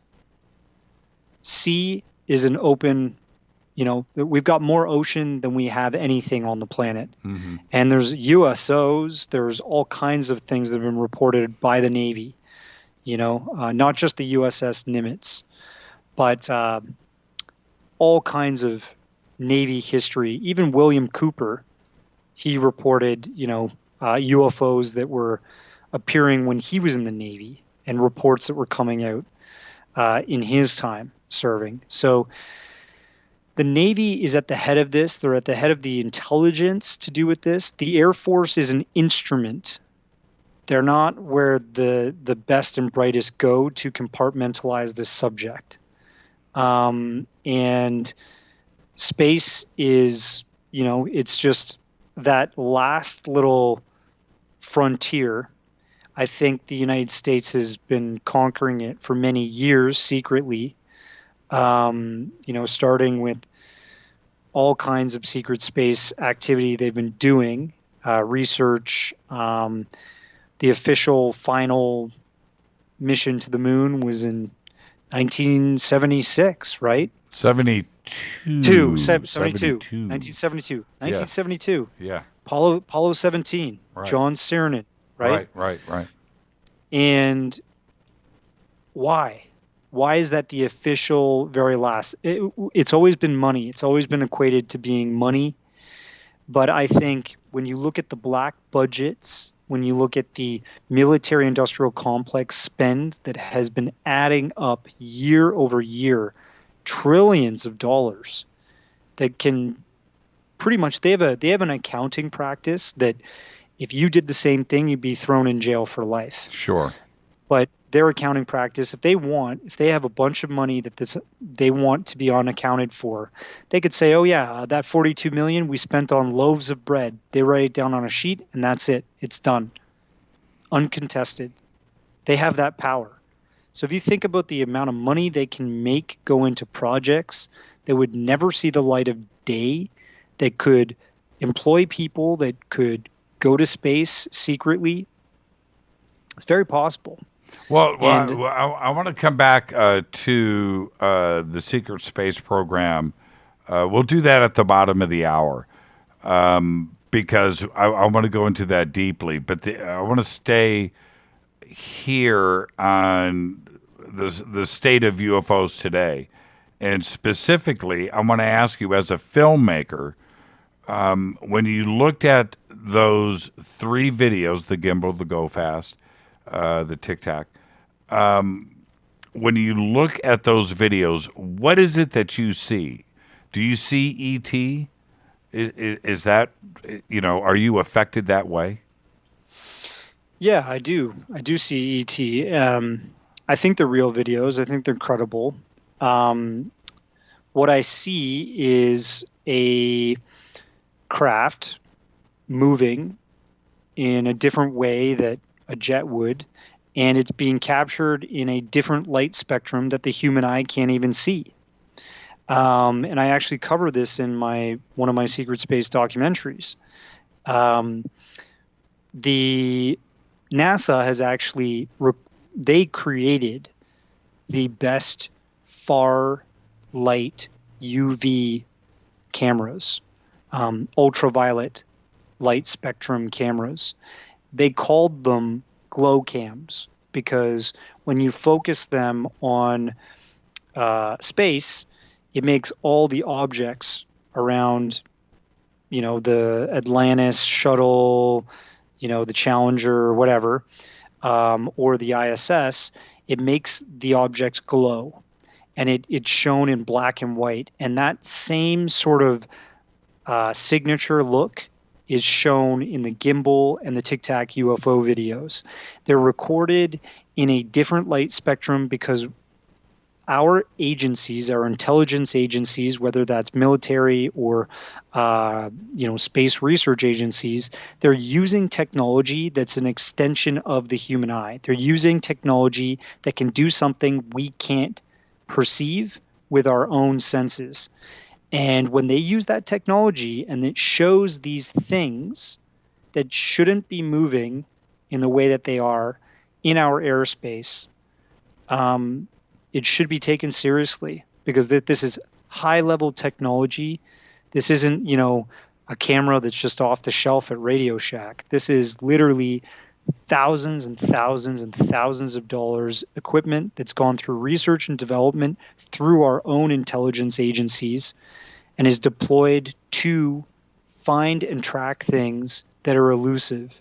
UFOs fit that category, and the things that are flying them are probably not humans, because I don't think we have the wherewithal and the intelligence to operate that type of craft yet. Well, if I play the part of devil's advocate here, I do scratch my head and wonder why we had 2 carrier battle groups off of each coast of the United States with these events. Why just carrier battle groups? Why not over Houston? Why not over Moscow? Why was it exclusively 2 carrier battle groups? And I'm only suggesting that we need to ask that question. The answer is an easy one. Well, ET's interested in our military. Okay, all right, that seems pretty simple. Could it also be that it's us and it's our gear and it's what the Navy is using, despite what the pilots want to testify for? Why 2 Navy carrier battle groups and nothing else? Yeah, I mean, you make a point that this could be a false flag. This could be a setup from the get-go by our military industrial complex to have one party that's, not in the know, chasing something that's our own infrastructure, that's well hidden, that's, been probably in development for many, many years, maybe in an underground base, who knows? Well, you brought up the SR-71, right, and the YF-12A earlier, and how secret that program was. Yeah. So it's not out of the realm of possibility that Skunk Works or Lockheed or Raytheon is developing something that we don't quite understand out here. But I'm not saying that it wasn't ET. I'm not saying that Dave Fravor didn't see something not of this earth. Anything is possible. But I want to eliminate some other things too as well. Shouldn't we look at it that way? We should. I agree with you. Like, it's possible. I'm of the mind that throughout history we haven't had that kind of technology always existent. It's possible that now we have something that can do something similar. Right. I don't know if it's as efficient or as well coordinated as the things that we see in those videos. If you look at Bob Lazar, for example, he said that when he was working on the S4 facility, trying to reverse engineer the propulsion system for this sport model disc that the United States military had captured, he said in his mind, we're not even close to fabricating the element, was it 115? 15. He said we're not even close to fabricating enough of that to turn into this little conical, chunk of ore that ran that craft when you dropped it into this like chamber.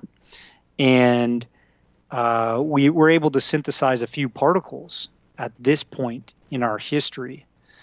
What is the energy system that is running these Tic Tac or gimbal UFOs? That's the question. It can't be, old petrol. It's not going to be gas. You would see heat signatures differently on the video. You would see the chemtrail. You don't see that. You see an aura, which a lot of people who have seen these UFOs describe. A energy aura that's kind of surrounding the craft. Mm-hmm. Sometimes they propose that it's protecting it. So that's why I believe probably not terrestrial. I think energy is the big key here.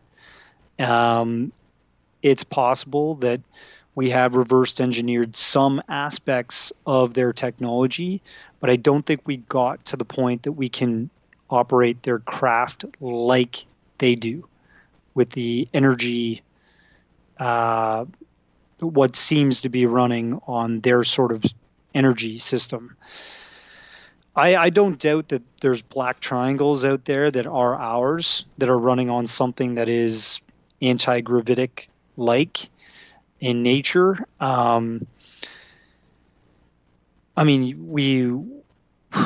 There's the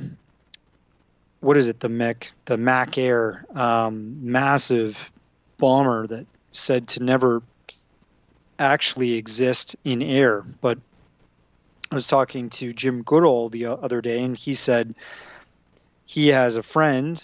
He's made a friend that worked at Area 51, and this guy called him up and said, "No, I saw the Mac Air fly.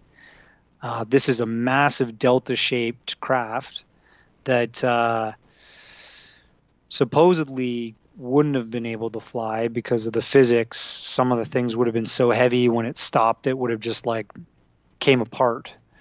But if they figured out a way to propel some of these delta-shaped craft, these vector-shaped triangular black craft, in another way that doesn't involve combustibles, Mm-hmm. that would be really where I think whenever we see things like what people discuss as TR3Bs, Mm-hmm. that's what I think is ours. When it starts looking like an orb or a saucer type shaped thing that is ping-ponging around the sky, stopping on a dime and then flying off into the stars, that doesn't seem to be, in my opinion, ours. I believe one of the points that you brought up earlier, we're going to take a break here in 30 seconds, is that I think that there is something out of the government's control right now. The UAP part of this and the UAP task force and the videos and things that have happened recently over the last 3 or 4 years is something that they need to present, because there's another part of this that is about to blow up. And there has to be a conversation going on right now, because the big news is going to be huge. And so I agree with you. There's a reason for the publicity. There's a reason for the marketing campaign. I just don't know what it is. But I think it's out of their control, no matter what. Let's take our break right here. Let's get into overtime. This is Fade to Black. I'm your host, Jimmy Church. When we come back, we're going to talk about secret space. Our guest tonight, Darcy Weir. You can go over to occultjourneys.com. The links are over at jimmychurchradio.com. Everything that he has worked on, the movies are there, and everything in the future is there too as well. I'm your host, Jimmy Church. This is Fade to Black. Stay with us.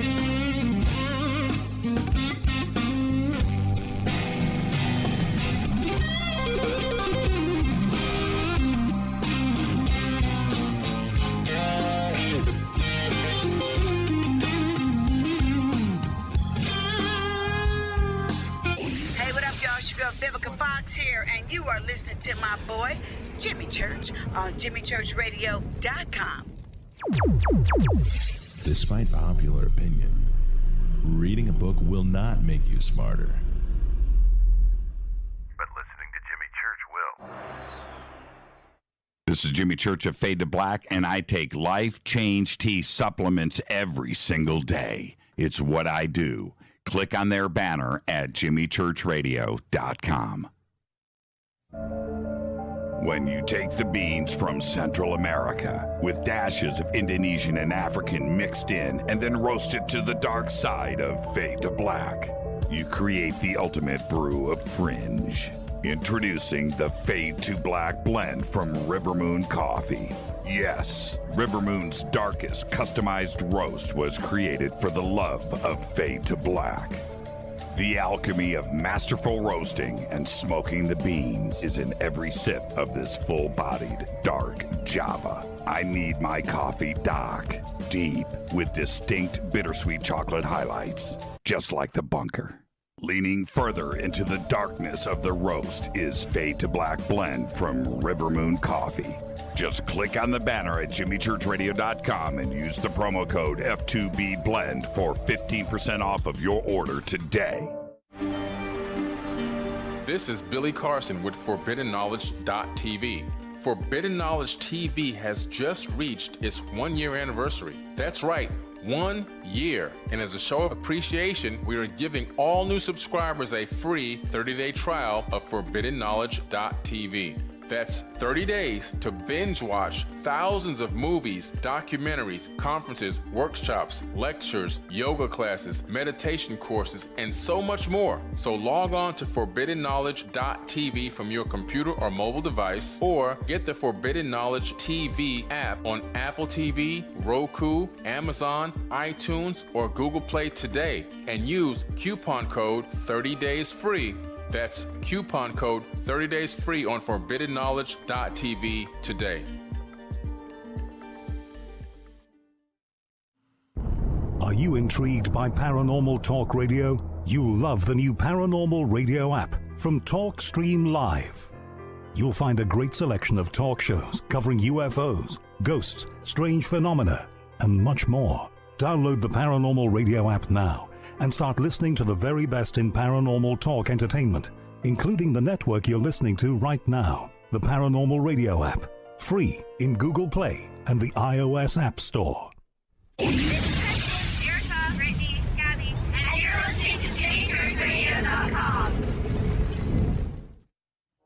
not a lifestyle we chose. We were born this way. KGRAradio.com.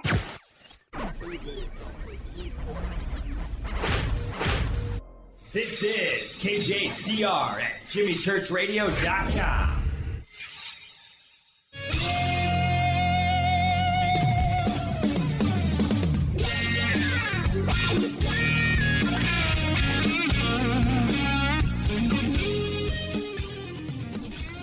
Welcome back, Fade to Black. I am your host, Jimmy Church.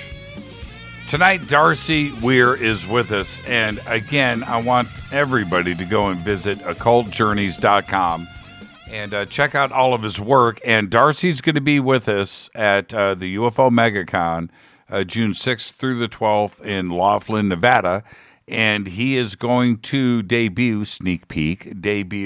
his new film on secret space, and I'm really looking forward to this. And the thing is, there's a definition that we need to get to when we talk about secret space, and I've discussed it with so many people over the years. I think there's two versions of it.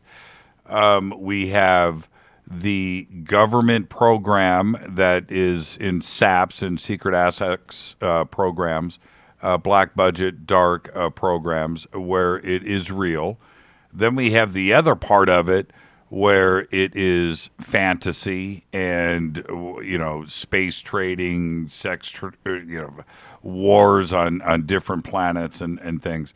Am I wrong in suggesting it that way? No, not at all. I mean, definitely there's multiple narratives that are out there, and people glom onto one or the other.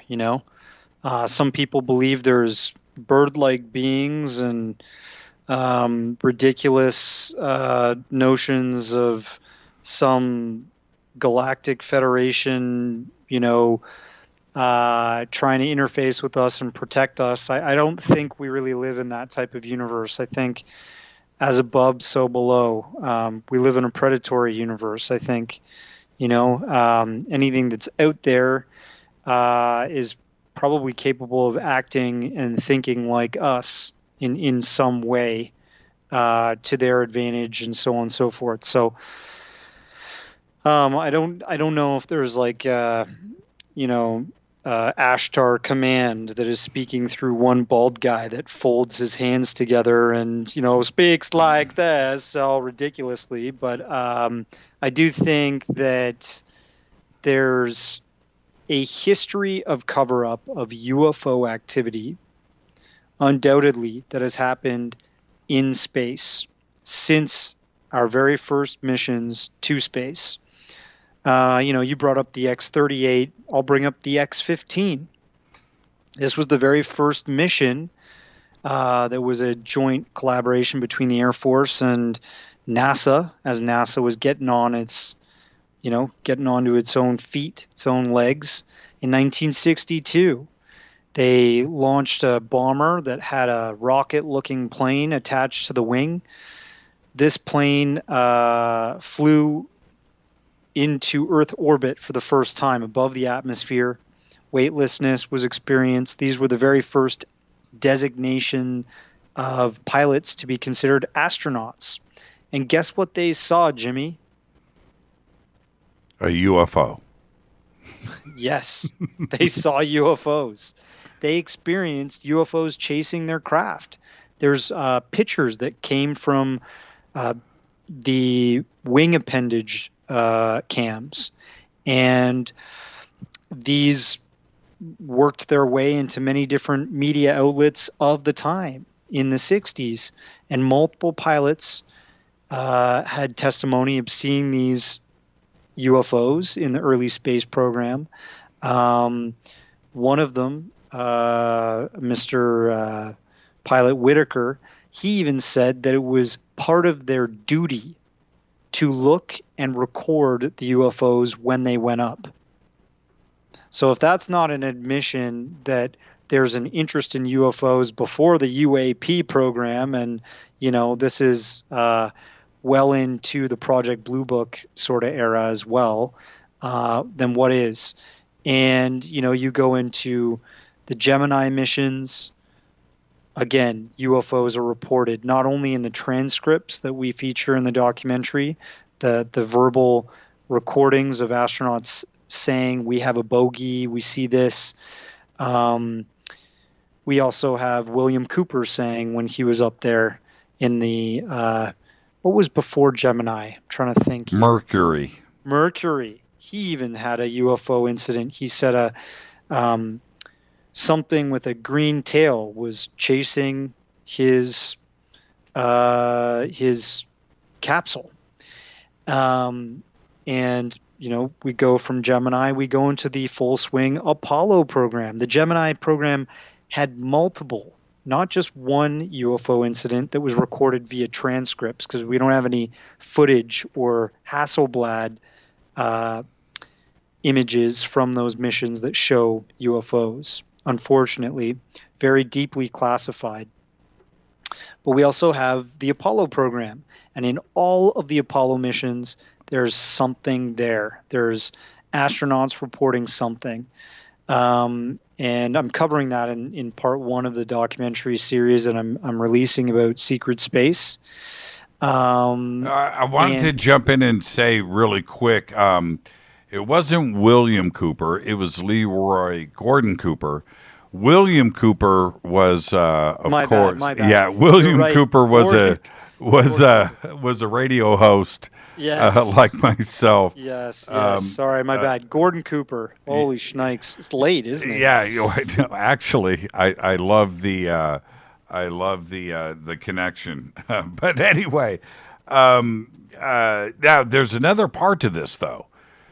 We know that the Apollo program ended abruptly, taken over by the Space Shuttle program. We had Skylab, which led to the ISS and things. But do you think that we continued the Apollo program and another program that was running behind the scenes and continued to go to the moon and beyond?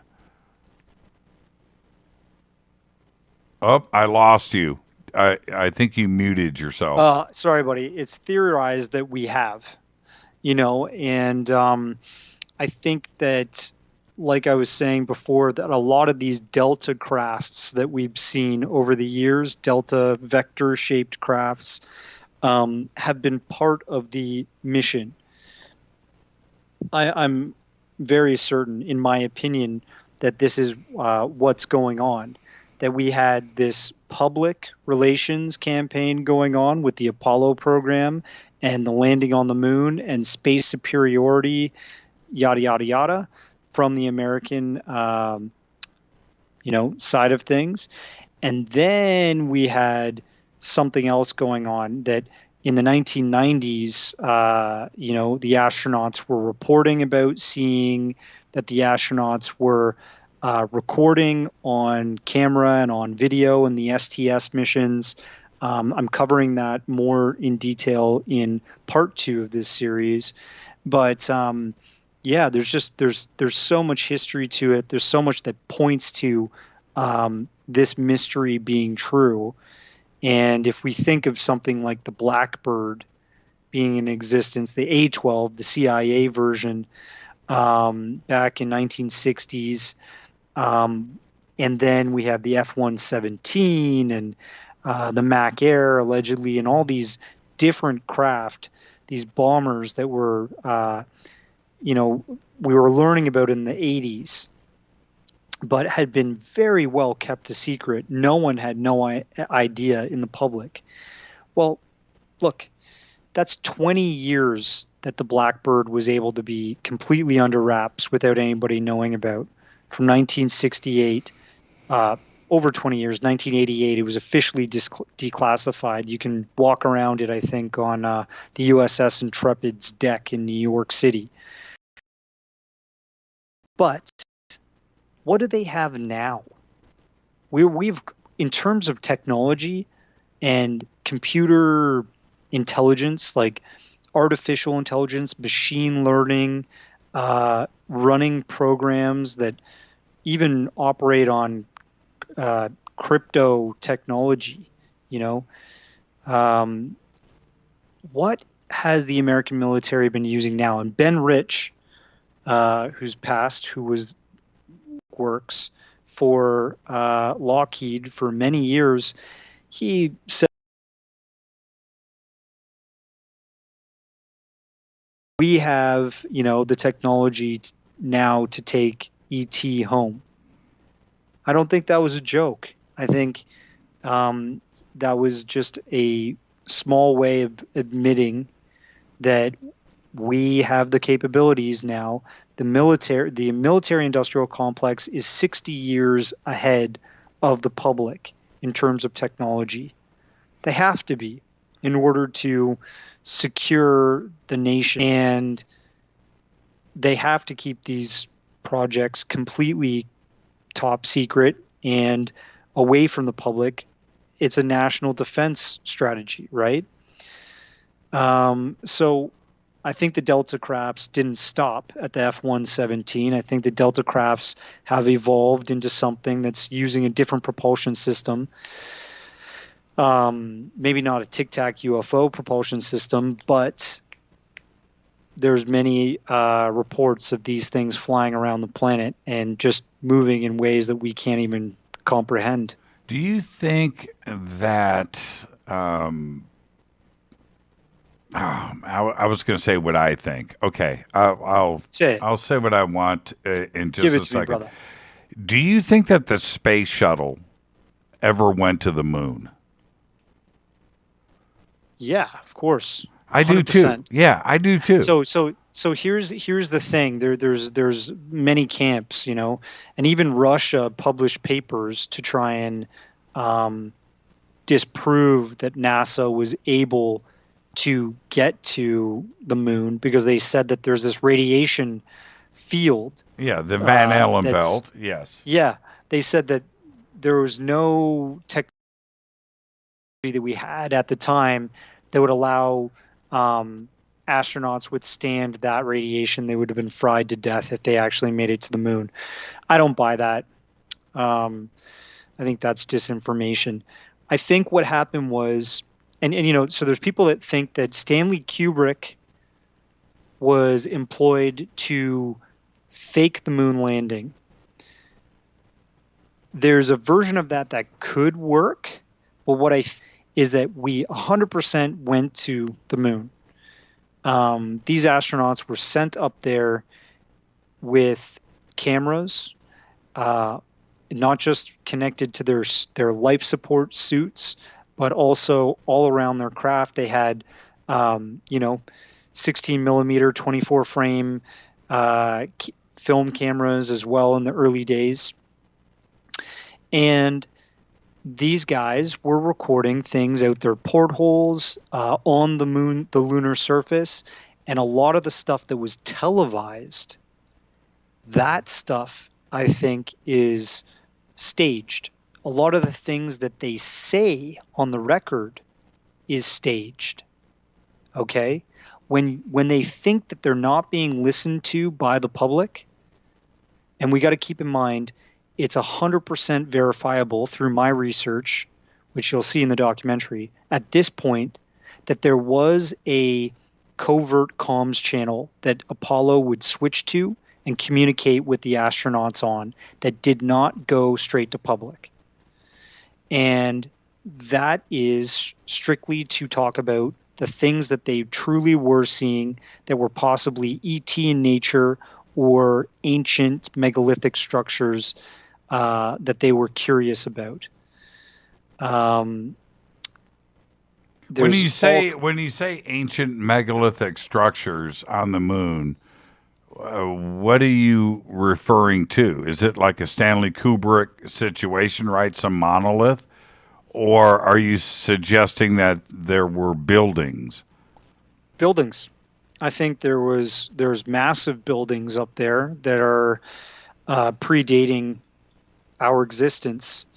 There's lots of things about the moon that are very anomalous, and we don't get to see all of the pictures are sanitized that come back from those missions.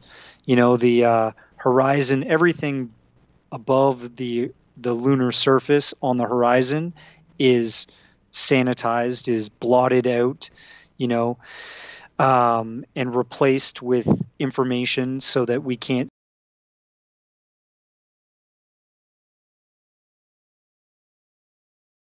out of these missions where, either not from our own space agency, sometimes from the Soviet space agency, that reveal certain things that are on the moon that shouldn't be there, that we have not acknowledged publicly.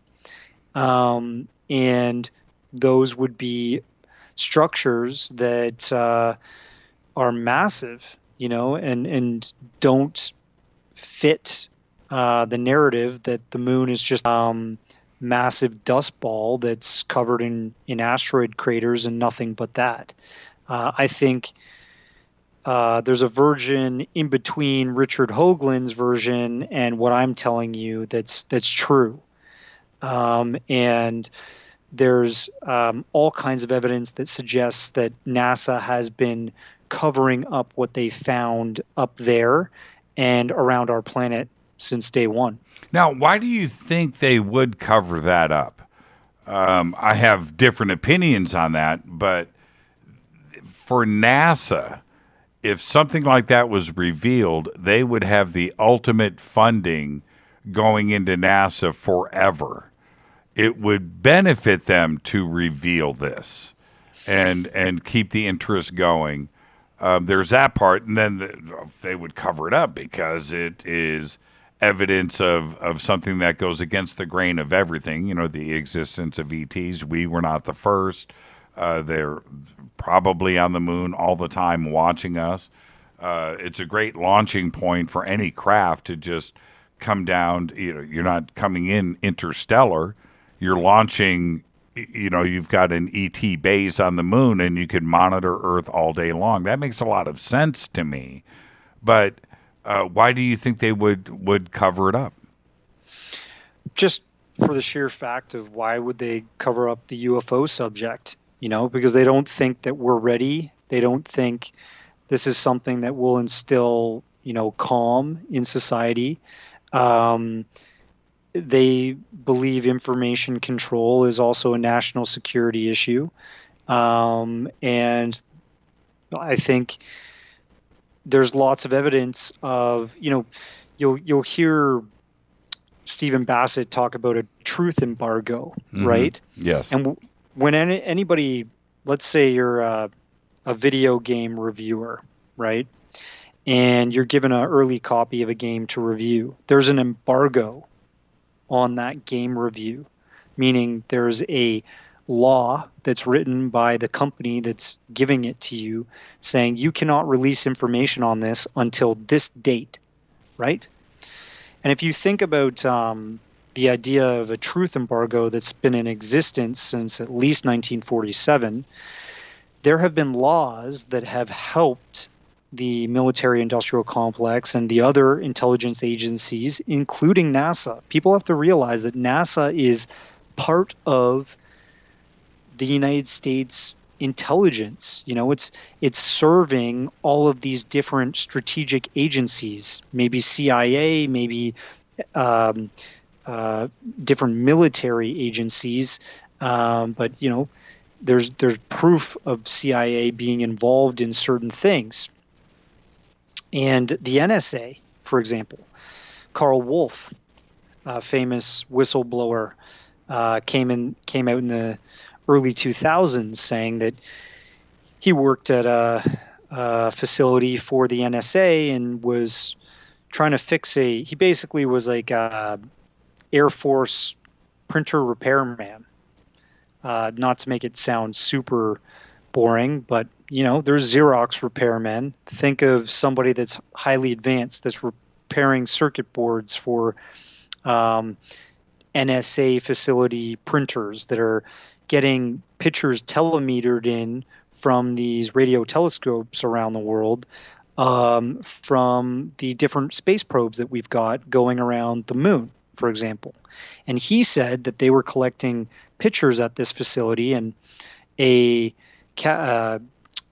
Air Force man that was of his same rank started confiding in him that they had found a base on the far side of the moon. And it was from the lunar and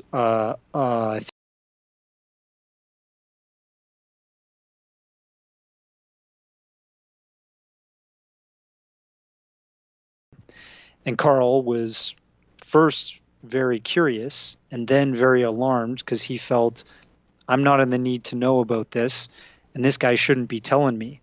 Carl's dead now, so we can't really go into this as much as we want to. If he was able to testify in front of a congressional hearing about his evidence of a secret space program fit to a T, secret space, that testimony, because this is saying right there that we have a intelligence agency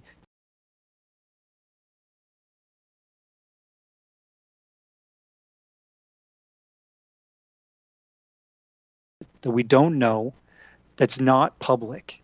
He always thought, hey, why isn't this, you know, all over the TV? Why isn't this all over the newspapers that we found these structures, this base on the other side of the moon? Didn't he say that he was looking at poster-size images that were printed on a plotter, right? They were just ginormous images of this base? Yeah, so they were a mosaic. Yes, so what happens, satellite is taking multiple photos, and it's doing multiple orbits of a surface area of the moon. As it circles over and over and over again, it's getting more and more pictures, which then you can tile together to make one large photo. And that's what they were doing with these printers at this facility he was working at. I remember that, yeah. This is 1965, right? So look, like, this has been happening for a long time. And that is real concealment of real information happening in space outside our planet. And the UFOs that have been caught on, DAC motion picture footage from the film cameras on the multiple Apollo missions, that's amazing. That stuff, and the fact that it's not being discussed as much is crazy to me, but it's all about suppression. Thank you so much, Darcy, for this conversation in the show tonight. Absolutely fascinating and amazing. The new movie, what stage are you now? Is it finished? So Secret Space UFOs will be out and premiering at the Laughlin UFO Mega Conference that you will be hosting. So if people want to come see it there, I'll be doing a Q&A for it and a bit of an intro. And part 2 I'm currently still working on, and that'll probably be out sometime later in the year. Do you do, I didn't ask you this earlier, do you do everything yourself?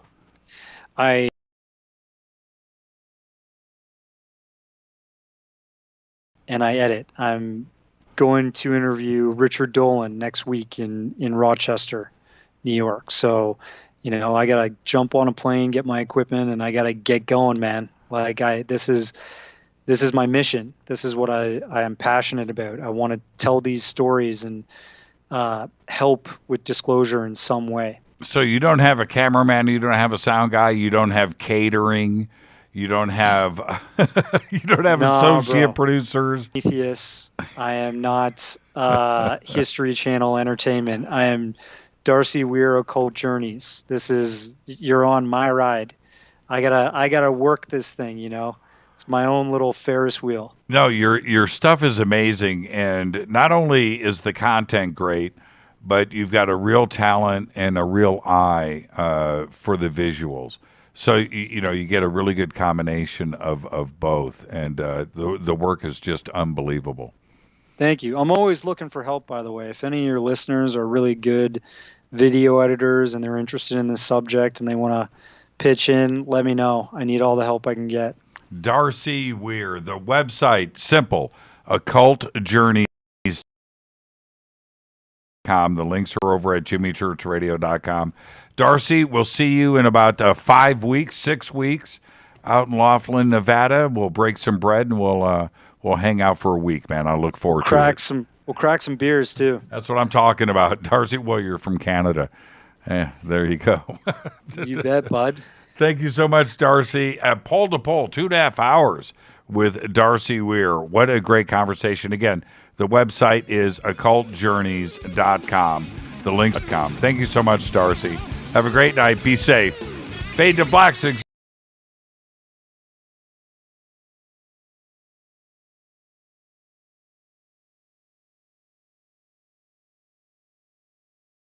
Mark D. Kovar. Webmaster is Drew the Geek. Music, Doug Aldrich. Intro, Spaceboy. SpaceboyMusic.com. Fade to Black is produced by KJCR for the Game Changer Network. Syndication is KGRA, The Planet. This broadcast owned and copyrighted 2021 by Fade to Black and the Game Changer Network, Inc.